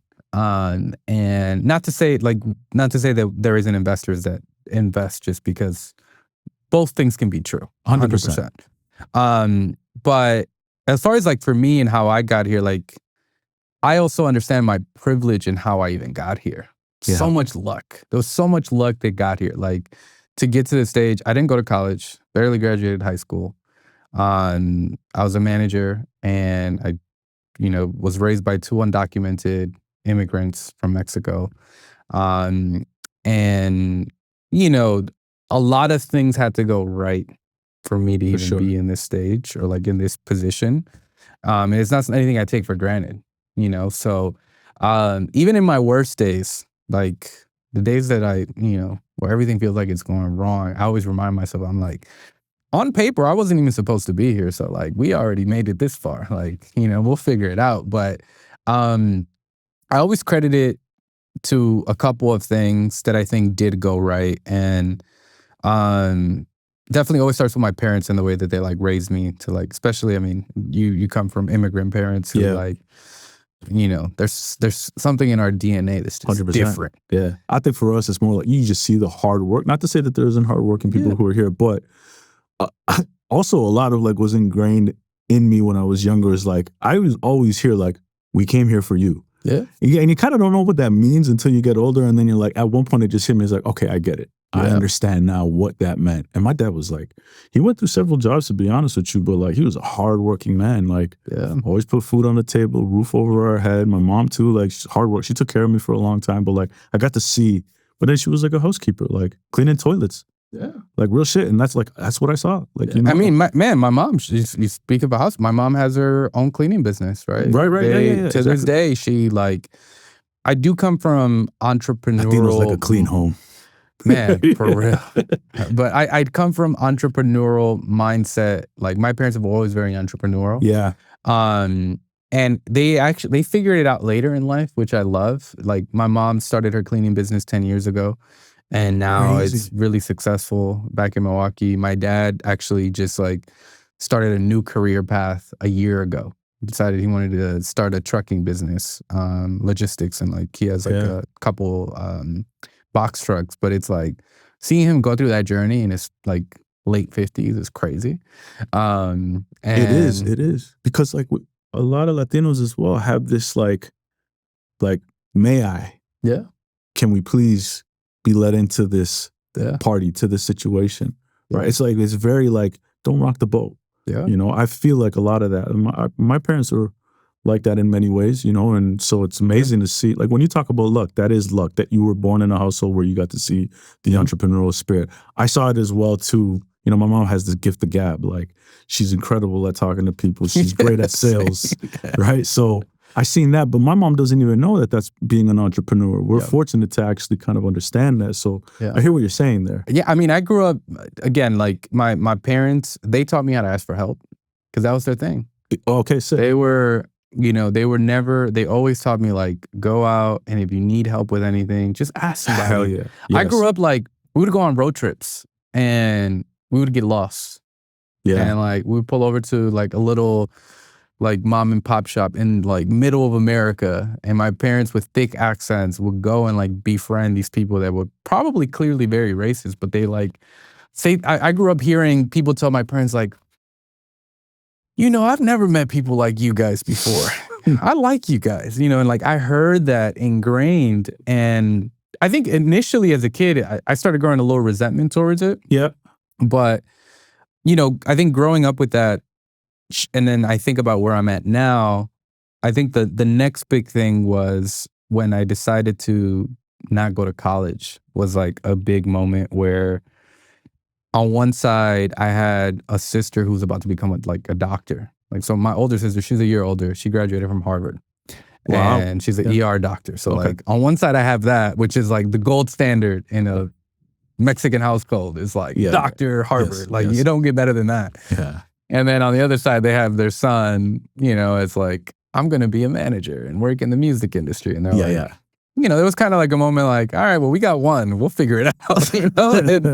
And, we could depend on her. I don't know about him, but I guess. Yeah, but even through that, my parents were very supportive. That's they were awesome. like, there was a lot of moments where it was like we were just figuring it out, and it was my pops driving us down to South by, and No shit. our first like tour. Our first tour was with Absol, and it was my the artist's dad, who also had a very supportive dad. Like they took 50% of the tour was his dad, and then 50% of the tour was my dad. And they were just like driving us around. So there was a lot of that. And then when I started working, the venture fund was just something that just kind of like, I had just gotten fired from being a manager. So this is end of 2017. The artist that I was, Ishtar, who I was working with, basically just fired me. He was just like, I don't want to make music anymore. So like, I don't have a use for you right now. Like, you're still my guy, but like, I'll hit you if I want to make music again. Got you. And I remember my life just came crashing down. Yeah. I was like, oh man, like all I knew how to be was a manager. Right. And I'm like, man, what am I going to do now? Right. And luckily I had a little money saved up. We've done fairly well. I had 2 recording studios at the time in Milwaukee. And I was just like, I think I crashed out a bit and started just giving away all my resources. Like, just like started hosting little like workshops and webinars of like, how we were doing everything we were doing because we were fully independent. And I was doing it in Milwaukee. And during that time, that's when I got connected to the Generator folks. And I met Joe and Troy. And they're the founders of Generator. And had a couple meetings with them, and they just took a shot at me, and they're just like, yo, we're down. That's dope. They're like, let's, do you want to come and work over here and build this program? And I remember the first thing Joe said to me was like, your resume is the first resume I've seen where there's a curse word in it, because I listed all my credits, and one of the songs was For the Fuck of It. And it was like a song that did really well in streaming. It's like, it's the first resume I see that had a curse in it. And I was like, look, man. And yeah, honestly, they taught me a lot. They've gave me so many, to this day, like anytime I have a question, they're investors in Even now. Yeah. They were my first investors. And they've invested in Even every step of the way. And they introduced me to venture capital. All of my investors, up until maybe a year and a half ago, were all people they introduced me to. And oh, wow. They walked me through the door. Mag's a good guy, and the thing with venture is like, if people were investing in ideas, this industry would be different. But people don't invest in ideas; they invest in people. Mm-hmm. All of my investors invest in me. In all of venture. In all of venture. Yeah. Very rarely is it ideas. Yeah. Ideas are worthless in this industry. It's all based on who the person is, who's the person building the product, what have they done in the past, what their network looks like. Because you're basically betting on someone being able to build a real business. Yes. And the fail rate in this is like extremely high In venture, in just startups. which is similar to the artist business, Yeah. the music business. It's Are you learning a specific language to communicate with venture capitalists? every day I'm learning something new. Like, you know what's crazy? I had never heard of the term unit economics until maybe a year ago. Okay, yeah. And it was just never, now it's my favorite word, unit economics. And it's like, What is unit economics? unit economics is like when you break down the math of a business and how it makes money from everything from like the cost to acquire a customer is part of the unit economics. My margin on every transaction is a part of my unit economics. And it's basically the integral parts of what shows what a business can look like at scale. So if at 10,000 artists, our economics are X, Y, and Z. Once we have 2 million artists, what does that look like? And then you minus 50% just for, to be conservative. Right. And that can really paint the picture of what a business looks like. Now, 3 years ago when we started building Even, we didn't have to rely on unit economics. It was just like, how big can this be in the future? But now that we have traction, we have to really paint out, what are the actual economics of this business? Yes. And what will it look like at scale? And the thing too is like, I was telling you before we kicked off, like 99.9% of the company is Black and brown. And these are also incredible people that I'm betting on now that also have never been involved at a startup at this level. Yeah. So there's also an investment that I'm now making in them. They see, like, we have an open policy at Even where like they see our pitch deck, they see our financials, everyone sees how the business is doing at all times. And for me, it's all rooted in when you leave Even after we blow this out of the water, I want you to have the language so you can go build your thing. Because anyone that works at Even right now is interested in one day launching their own company, right? Like everyone who works at Even right now could be making so much more money working anywhere else. Right. Like everyone who's here believes in the mission, believes in the vision. Entrepreneurs in their own right, essentially. Oh, 100%. All of them. How big is the staff? It's 26 people. Oh, it's a small team. Right now, if you're a founder, especially a founder of color who doesn't have resources, who doesn't have money, AI is your biggest opportunity because technology is no longer the moat. It's taste. And ultimately, where does taste come from? It comes from people that look like me and you. And I preach that so much because I meet so many incredible people who are people of color that don't even know about Replit. They don't know about Lovable. They don't know about these no-code AI agents where they can literally build product by just talking to it. And okay, talk about that right now. Yeah. So Replit, for example? Replit that's my secret weapon. Like, not anymore, brother. We got no. This should be look, if you, honestly, man, I put you on the spot to talk about this if you're comfortable, because again, like this is like a podcast that like it's just about bringing value. Yeah, and there are a lot of people who watch this podcast who are Black, who are brown, who are trying to figure it out and trying to understand it. So having somebody like you who looks like them and they can identify with somebody like you is super important because you're talking a language that people are trying to figure out, and you're successful at what you're doing.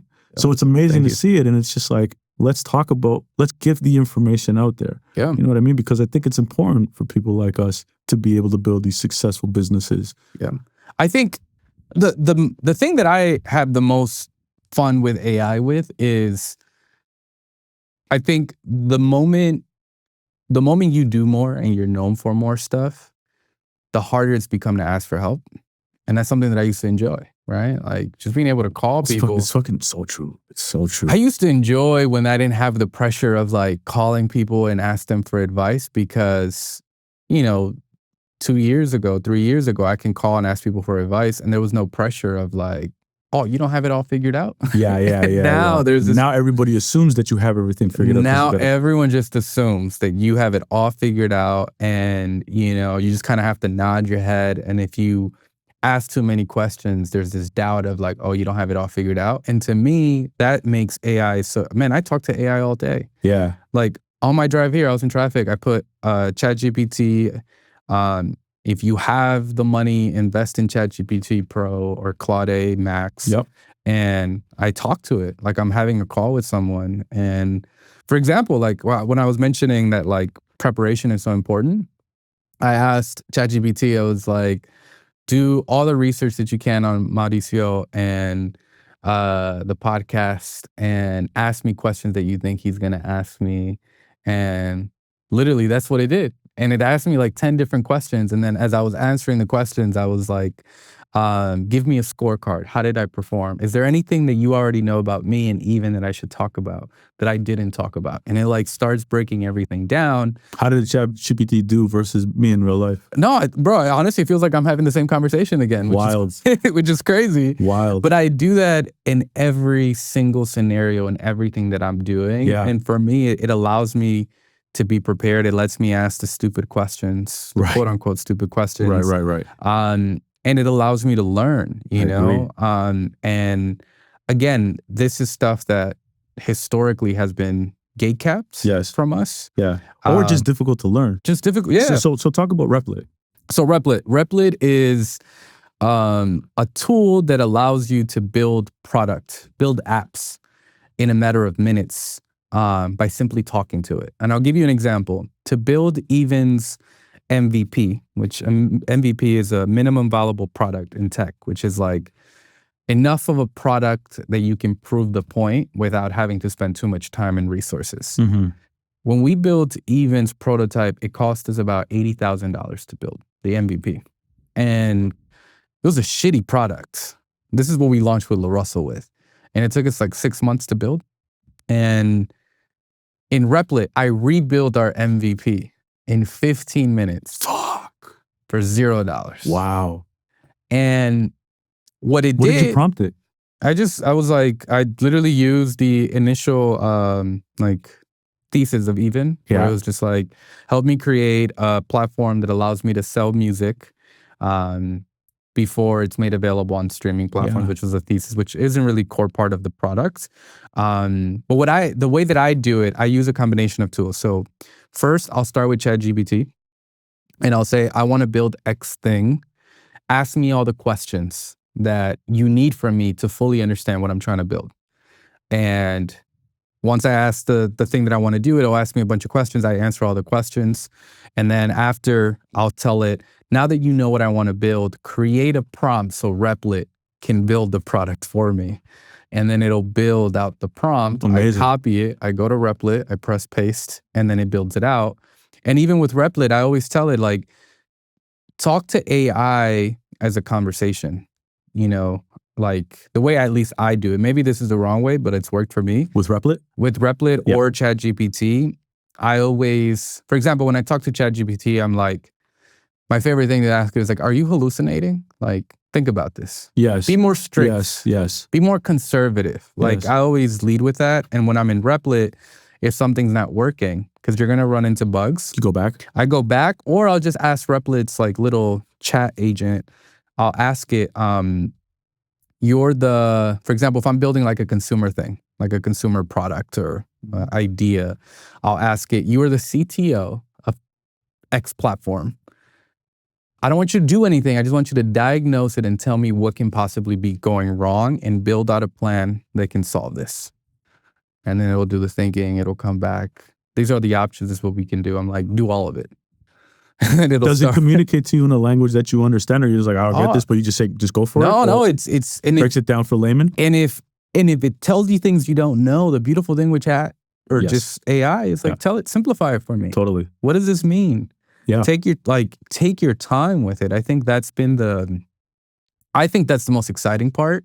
Now, these platforms are not targeting people like me and you, right? Like and that's not because they don't want to. They're just targeting the tech community, right? Like they're going to target what they know. But I think that's the biggest opportunity when I think about fashion, when I think about consumer, when I think about social, culture, film, etc. Like no longer is having money and resources going to be the thing that takes you or build. The next big products are not going to be because you went to Stanford and your dad's a millionaire who introduced you to this big venture fund. Yep. Now, I know that I'm an anomaly in my scenario, right? Like the amount of founders of color who reach out to me they're like, Mag, like, it's so great to see that you've raised money. How did you do it? Sometimes it feels there's like a layer of what's the word? Guilt. Yeah, or imposter syndrome. Yeah, there's imposter syndrome, but there's honestly more guilt sometimes. I definitely have imposter syndrome, but there's this layer of guilt where I'm just like, I know that how I got to where I got to was just luck of the draw. Luck. Yeah. You know? And, you know, every time I say that, depending on who I'm talking to, I'll be like, no, Maggie, you worked really hard. And well, you do. So there's, I think there's a level of, like, just by the fact that you were born in North America to those parents. Yeah. That's like, you know, whatever you believe in the universe, whether it's God or the universe, like you were just fortunate and lucky to be born into those circumstances. Did you put in the work and the effort, and are you inquisitive? Absolutely. That's an important piece of it. But there is luck to be born in this point in your life, in this location, to those parents. I think that's what you're kind of also describing. Yeah, there's this book. I need to pull up the name because it's what you reminded me. I sometimes I forget to ask. This is one of my favorite books. It's called Outliers. It's a great book. Malcolm Gladwell. Yes. I love that book. And don't like how he talks about the Colombian flight in that book. You know what I'm talking about? Yes. Yeah, it's a wild thing. But Outliers, the hockey analogy, or when you were born, was amazing. Or the 10,000 hours. Yeah. I mean, where you're born is crazy. Like, and the reason, you know, soccer and hockey, it's like if you're born from January through April, you have a higher probability, and it's not because the water's better or anything's happening. It's just based on how systems are set up. Yep. And I think that to me is so important. I think understanding it, acknowledging it is half the battle. You know what's crazy about that? To your point, I didn't really understand, because I come from film, and I was kind of raised by a television, and thank goodness my mother allowed me to do that, right? But I really understood two things innately: timing of pictures, right? And so a lot of my background comes from content and understanding it, from spending so many hours of just watching these movies. But also, my dad had a camcorder, and he would begrudgingly let me take that camcorder and film or really destroy Christmas party footage and New Year's Eve. But I was fascinated, and I was always picking it up. I didn't understand that gave me an ability to really be good with a visual component of life until I read Outliers, because I was at close proximity to this camcorder by the age of 6. Yep. I had my quote unquote 10,000 hours by the time I was 14. Yeah. Because I was spending so much time with this. Yeah. So it's, the Bill Gates, because I read the Bill Gates example in that book with his close proximity to a computer. Right? And that's exactly, I mean, that's the point. And I think a lot of times, but a big part that he doesn't really talk about in the book, but he talks about it in his talks. There's a really good one that he has on, for people who don't like to read, it's on YouTube. He spoke at a Microsoft conference. If you just look up Outliers Microsoft, you'll see the video. It's an hour long. And a big part of this too is once you understand it, the handicap becomes more accessible, right? In the sense that okay, cool, I want to be a hockey player, but I'm born in October. What does that mean for me, right? Simply working harder is not going to be the solution, right? That's just not the case. And again, not using hockey or any of those pieces as an example, I think for me now, there is this layer of pressure that I feel where it's I already know I'm the anomaly. I know I'm in the scenario that I'm in. I can't give people a reason to say, I will never do that again. I will never invest in a Latino founder again, you know, because the truth is, granted, I don't think my investors think that way. I think all my investors are good people. But it's the human psychology. That's how people think, and for better or worse. Yeah, I sense it all the time. I'll do meetings with people, and it's people, and by people, I mean certain people that I talk to will say stuff like, man, you're so well-spoken. You're, and it reminds me of the stuff when I was a kid where it's I was like, oh, thank you. I acknowledge it. Yeah. And I meet people where they are. Yeah. And I always tell, I always leave that at the door. When I show up and I'm pitching investors and I'm talking to investors, I need to know that like I don't hold that against them if they ever make comments like that. I just have to assume like that's where they are in life and that's the stuff that they say. And then it's up to me to decide if that's a partner that I want to work with or not work with. But I've realized a lot that like there's a trend in I'll just use like the Latino community of founders that want to go raise money. They'll just sit there and like complain for hours. It's just like, they don't want to invest with me because of this. They want to, I'm like, and a lot of times I was just like, well, bro, you already know that's the case. Right. Like, we already know that's a given. Yeah. You know, like, you don't have to do this. You know, this is just where we are. This is the circumstance. Nothing is going to change complaining about it. And sometimes I have to tell myself that too. Like, I'll see companies that, you know, have raised 20, 40, $50 million. And I've raised 10% of what they've raised. And then those companies go out of business 24 months later. And I'm just like, yo, what did you do with all that money? Right. Like it's, and you could but like, I mean, there's a part of resentment where you could be like, yo, you're getting 20, $30 million and you lost all your bread. You gave me a tenth of that. Yeah. Right. And it's like, here I am. I'm like, and you could be just, what the fuck, up and down these people if you want. But that, to your point, is like, who does that help? It doesn't help. It doesn't help. But it's also like the whole idea of like blinders on, right? Like, yes. That's them. That's what they did. Ultimately, did I need $20 million, $30 million? No, I was able to do what I did with what I have.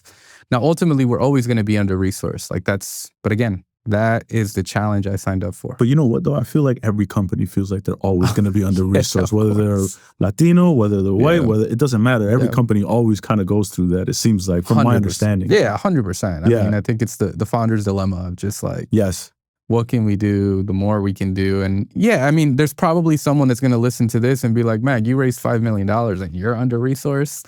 You know, it's like, there's always the ladder of like the things that you need to do. And yeah, I think it's really, I try to talk about it as much as I can. I try to highlight my team because we have incredible people who, again, look like me, you, and underserved. They come from underserved communities that I think is so important. And I think that's really, I always tell founders, like, go to LinkedIn and talk your shit, you know? Hell yeah. Go to social, tell your story. Right now. That's where I came across you, to be honest, was LinkedIn. I mean, in there. Yeah. Storytelling is so important now, especially in professional, not just as a founder, but in just like professional development. Yeah. Make yourself so like difficult to ignore. I think that is the key. And some people have a hard time with it. There is like, again, it's like that imposter syndrome of just like, you know, I don't know if I want to do that or talk about it myself too much. And I'm just like, if you don't do it, no one will. Yeah. And now, especially in this next era, I think people are underestimating what's going to happen these next 24, 36 months. You know, the everyday job that people have is going to be affected. Oh yeah, absolutely. There's a ton of disruption from AI. When we talk about that all the time. It's a good segue though, because I do want to ask you, where do you see even in 24 to 36 months? And a part two to that question, do you have a subscription model for artists? Because I know it's generally one-time purchase, but have you built out these other systems for subscription models? Because that's also, in the tech world, they call it MRR. Or ARR. ARR. Monthly recurring revenue, right? Yeah. So have you guys built something like that in Even, or are you looking to do that more? Yes, we do actually. We have a couple of them. We don't talk about them too much because we do stuff in like batches and cohorts. Okay. But we do have a subscription model for artists. It's the first pay what you want subscription. So you can do a pay what you want instead of like your traditional tiered where like free, $10, $30. Yes. You can just pay whatever you want and you're a part of the community. It removes the pressure for the creator. It removes the pressure for the consumer. They can change their price every month. So our first one was with La Russell. Okay. And it's done really well. We've been running it now for a year. And that's where he runs his subscription for his community. And we have a couple of others. We have like non-music creators as well. So we're officially, we do, yeah. So we have like podcasts, some writers as well. We're officially going to start rolling it out next month in July. Okay. part of like our Even 2.0 launch. Yeah. But yeah, you'll be able to launch subscriptions through the platform, and we're doing either monthly, quarterly, or yearly. Okay. So you can just do a one-time subscription for Got you. consumers, which again, I think is more sustainable for the everyday consumer. When you're talking about, I think the number was 8 or 9 billion 9 billion, yeah. that's being left on the table. This is what you're talking about. That 4 billion is just one part of that. Yes, right? yes, yes. When we think about the 9 billion, we're factoring globalization into it, the global fans. Right. We're factoring fans who want to pay for experience, proximity, and other fans, that fan to fandom. The Goldman Sachs piece was just fans who want to buy vinyls and they want to support their fandom primarily in Western culture. So this is primarily US, Canada, Europe. The Goldman Sachs article, or most of these reports have historically neglected the global South.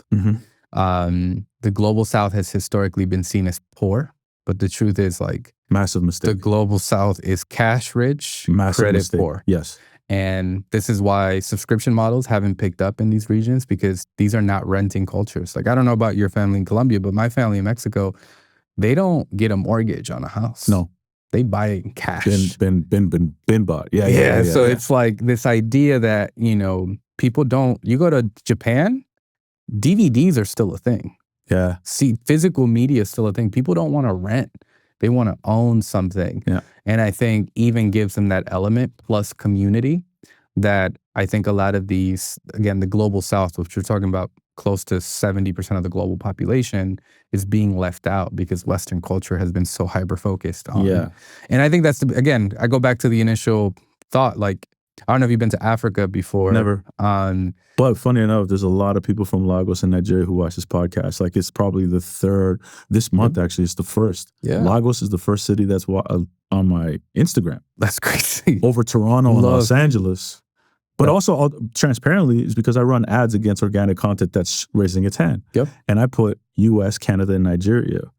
And the CPM, or the cost for the profile view, way lower. Oh, I mean, yeah, of course. But I think also it's just like the culture, you think about. They're hungry to understand and learn more about this business. 100%. And I always use that as a point where it's like, there isn't a single Apple store south of, there's one in Mexico City, and that's it when we think about LATAM. But you go to Mexico, Colombia, Brazil, iPhones everywhere. Everywhere. Africa, iPhones, and it's a continent, iPhones everywhere. India, iPhones everywhere. And the issue is we have to think about where markets have traditionally and historically talked about. When we did our first release in West Africa with Kwesi Arthur. It started out of Ghana. He joined the platform in our beta, and he made $5,000 the first day on the platform. Within those 24 hours, I got calls from every major reporting agency in the music industry. Basically saying, how dare you sell music? Oh, really? In Africa. And I was like, what do you mean how? And it was this conversation, mostly like confusion. Why are you selling music in Africa? In Western culture? You were getting those calls? Like the Western, like the reporting agencies and like the report on music were confused that an artist was selling music inside of Africa within, his like ecosystem in his country. And he was talking about it very publicly. And what was interesting at the time, we didn't support the currency. We didn't support the payment methods. Consumers in Ghana were going and buying US cards, which is a thing that you do in Ghana and Nigeria. And also even in LATAM, most payment processors don't support online. Like Stripe didn't support transactions in Ghana. So you have to go buy a US card so you can buy things from the US or digital, Western companies. And we saw two data points. One, it was consumers in Ghana that were buying the album with US cards. And the other segment was the diaspora. It was people from Ghana living in UK, Europe, and all over the world that were buying the release. He ended up doing really well on the platform, and that caught the attention of a bunch of artists in Nigeria, now Kenya. And again, like I remember I spent some time in Kenya last year, and I learned about M-Pesa. M-Pesa is essentially a digital wallet that 90% of people in Kenya use. They don't use credit cards, debit, Visa. They use M-Pesa. M-Pesa isn't supported in most digital platforms when we think about like Hulu, Netflix, etc. And again, I started learning more about these things. Brazil, they have boleto. If you don't support boleto, then you can't.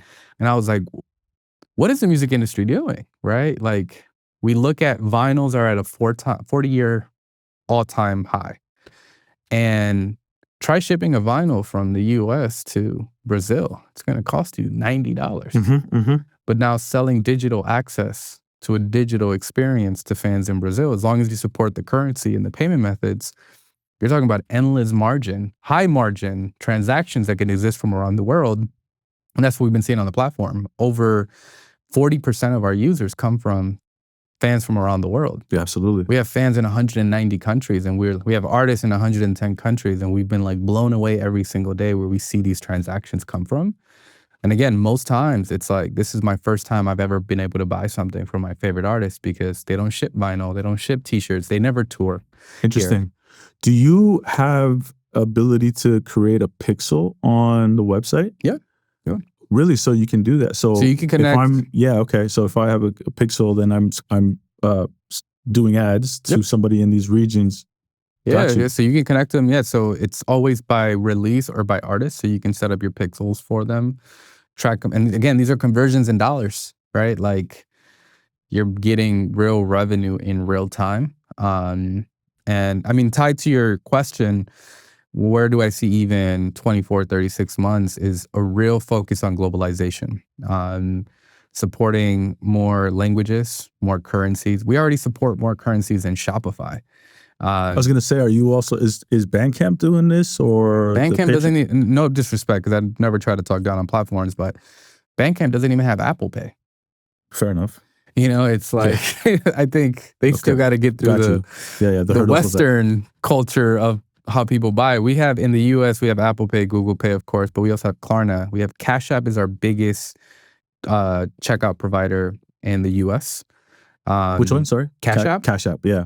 Yeah, you got to think about underserved communities. We often forget that 30% of the US population does not have a bank account. Cash App, in a matter of minutes, you have a account, routing, and a debit card, essentially. So most of our users, when we think about underserved communities, are using Cash App to buy releases. It seems to me that a lot of this, would you say, is informed because of the community that you built internally at Even? You guys are just having these conversations constantly? Yeah, man, of course. It's like, you know, we have employees in Brazil. We have employees in Chile, Colombia, Venezuela, Honduras, El Salvador. We understand how consumers are. Like, everyone that works at the company is a super fan of someone. And we firsthand know the challenges that they face being a super fan in these countries. And I'll give you an example. Her name's Karina. She's in our client services team. She's a big K-pop person. It took her years to get her visa to be able to see one of these K-pop groups. And she finally got a chance to see one of her favorites. She saved up all her money and came to New York to see a K-pop group in New York because it was the closest place that they toured. And this is like a lifetime moment for her because, you know, this is her favorite group. She's probably never going to get a chance to see them. They're never going to tour in her country. And this is the reality for 90% of the world population. The data shows only 10% of the global population will ever see their favorite artists live in their lifetime. Me and you take that for granted. Because we're in New York, LA, like we in the business, and we see it. But let's assume we weren't even in the business. Like, just by living in the US, you're gonna see your favorite artists. But when we think about the global South around the world, these people love pop culture. They love music. They love the same artists we love. But those artists, what's a world tour, right? The US, Canada, maybe couple spots in Latin America, maybe, you know, Australia every 4 years. Maybe Tokyo, and that's like do Europe, you know. Europe. That's the world. Like a traditional world tour is US and Europe. That's it. Correct. And again, and if you're doing Canada, it's really like 3 cities, dude. It's like Toronto, Vancouver, maybe Montreal. We're literally talking about less than 1 billion people reach. Right. There's 9 billion people on this planet. 8 billion of them will never have proximity. And these are also 8 billion people who don't have access to visas where they can travel to Europe or the US, where the hunger for fandom is, I would argue, higher than it is here. Mm-hmm. That's why Lollapalooza in Brazil is so much bigger than Lollapalooza in Chicago. You know, it's these different markets that, again, are developing. And anyone, this isn't just like, we're really focused on it because the rest of the world is focused on it. The fastest growing SaaS company on the planet is a company called Deal. They're a company that allow you to hire employees and contractors from around the world. Very simple idea. But they're the fastest growing company because globalization is so key. Because of the internet, you can now hire people from anywhere. It's like a Fiverr or Upwork? It's an advanced version of, it's not a marketplace. It's essentially, let's say I find someone in Fiverr that I want to hire now full time. Hiring them full time, if I'm a company in the US, is really complex. Yeah. They remove all the complexity. And for $35 a month, I can now hire someone anywhere in the world to work for me full time. And they handle all the compliance. On top of what you have to pay for them for a salary? Yeah, of course. Yeah. But now I can hire an employee or a contractor without the complexity of paying them, handling tax documents. Yeah. They do all of that for you. And when you say SaaS, what you mean by that is software as a service. Software as a service. So it's but that's all tied to globalization. This idea that the future of work, the future of consumer is going to be global. And global in the last 25 years always meant US, Canada, and Europe, with connection of like Asia being the source of the products. Right. And that's like drop shipping and all this stuff. But now the consumers will come from the global south, and it's the biggest opportunity in the world, every industry, but the music industry is moving still. By the time that the music industry fully understands it, that's really our advantage. And when you ask what's in 24, 36 months, for us, that's really the future of this, is we want to make sure that artists from around the world can now monetize. Yeah. You know, there could be an artist in Nigeria right now who can't get a visa to come to the US or Europe. They can have a record that can be blowing up and sell their album to fans from around the world, get paid daily in whatever currency they want directly in Nigeria, and really build a sustainable business around them. An artist in Colombia, an artist in Mexico. Because again, these are the issues that we deal with touring when we say, go see the world.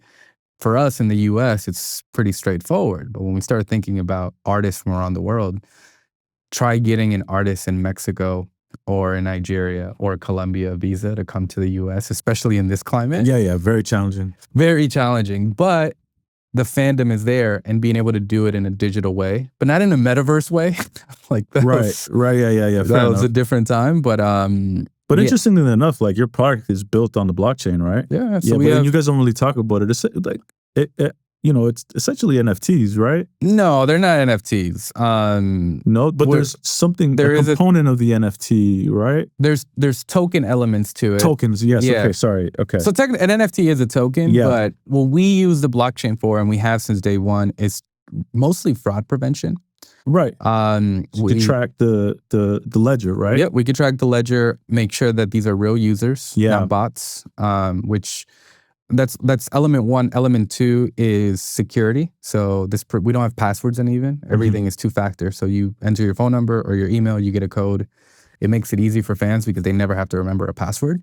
But it also prevents people from sharing passwords. And then the third element is mostly tied to transaction security and content security as well. So making sure that the only way you can access the content is if you actually paid for it. When you buy a release, we put a token into we have our own L1 blockchain that essentially authenticates that you are the buyer of that product.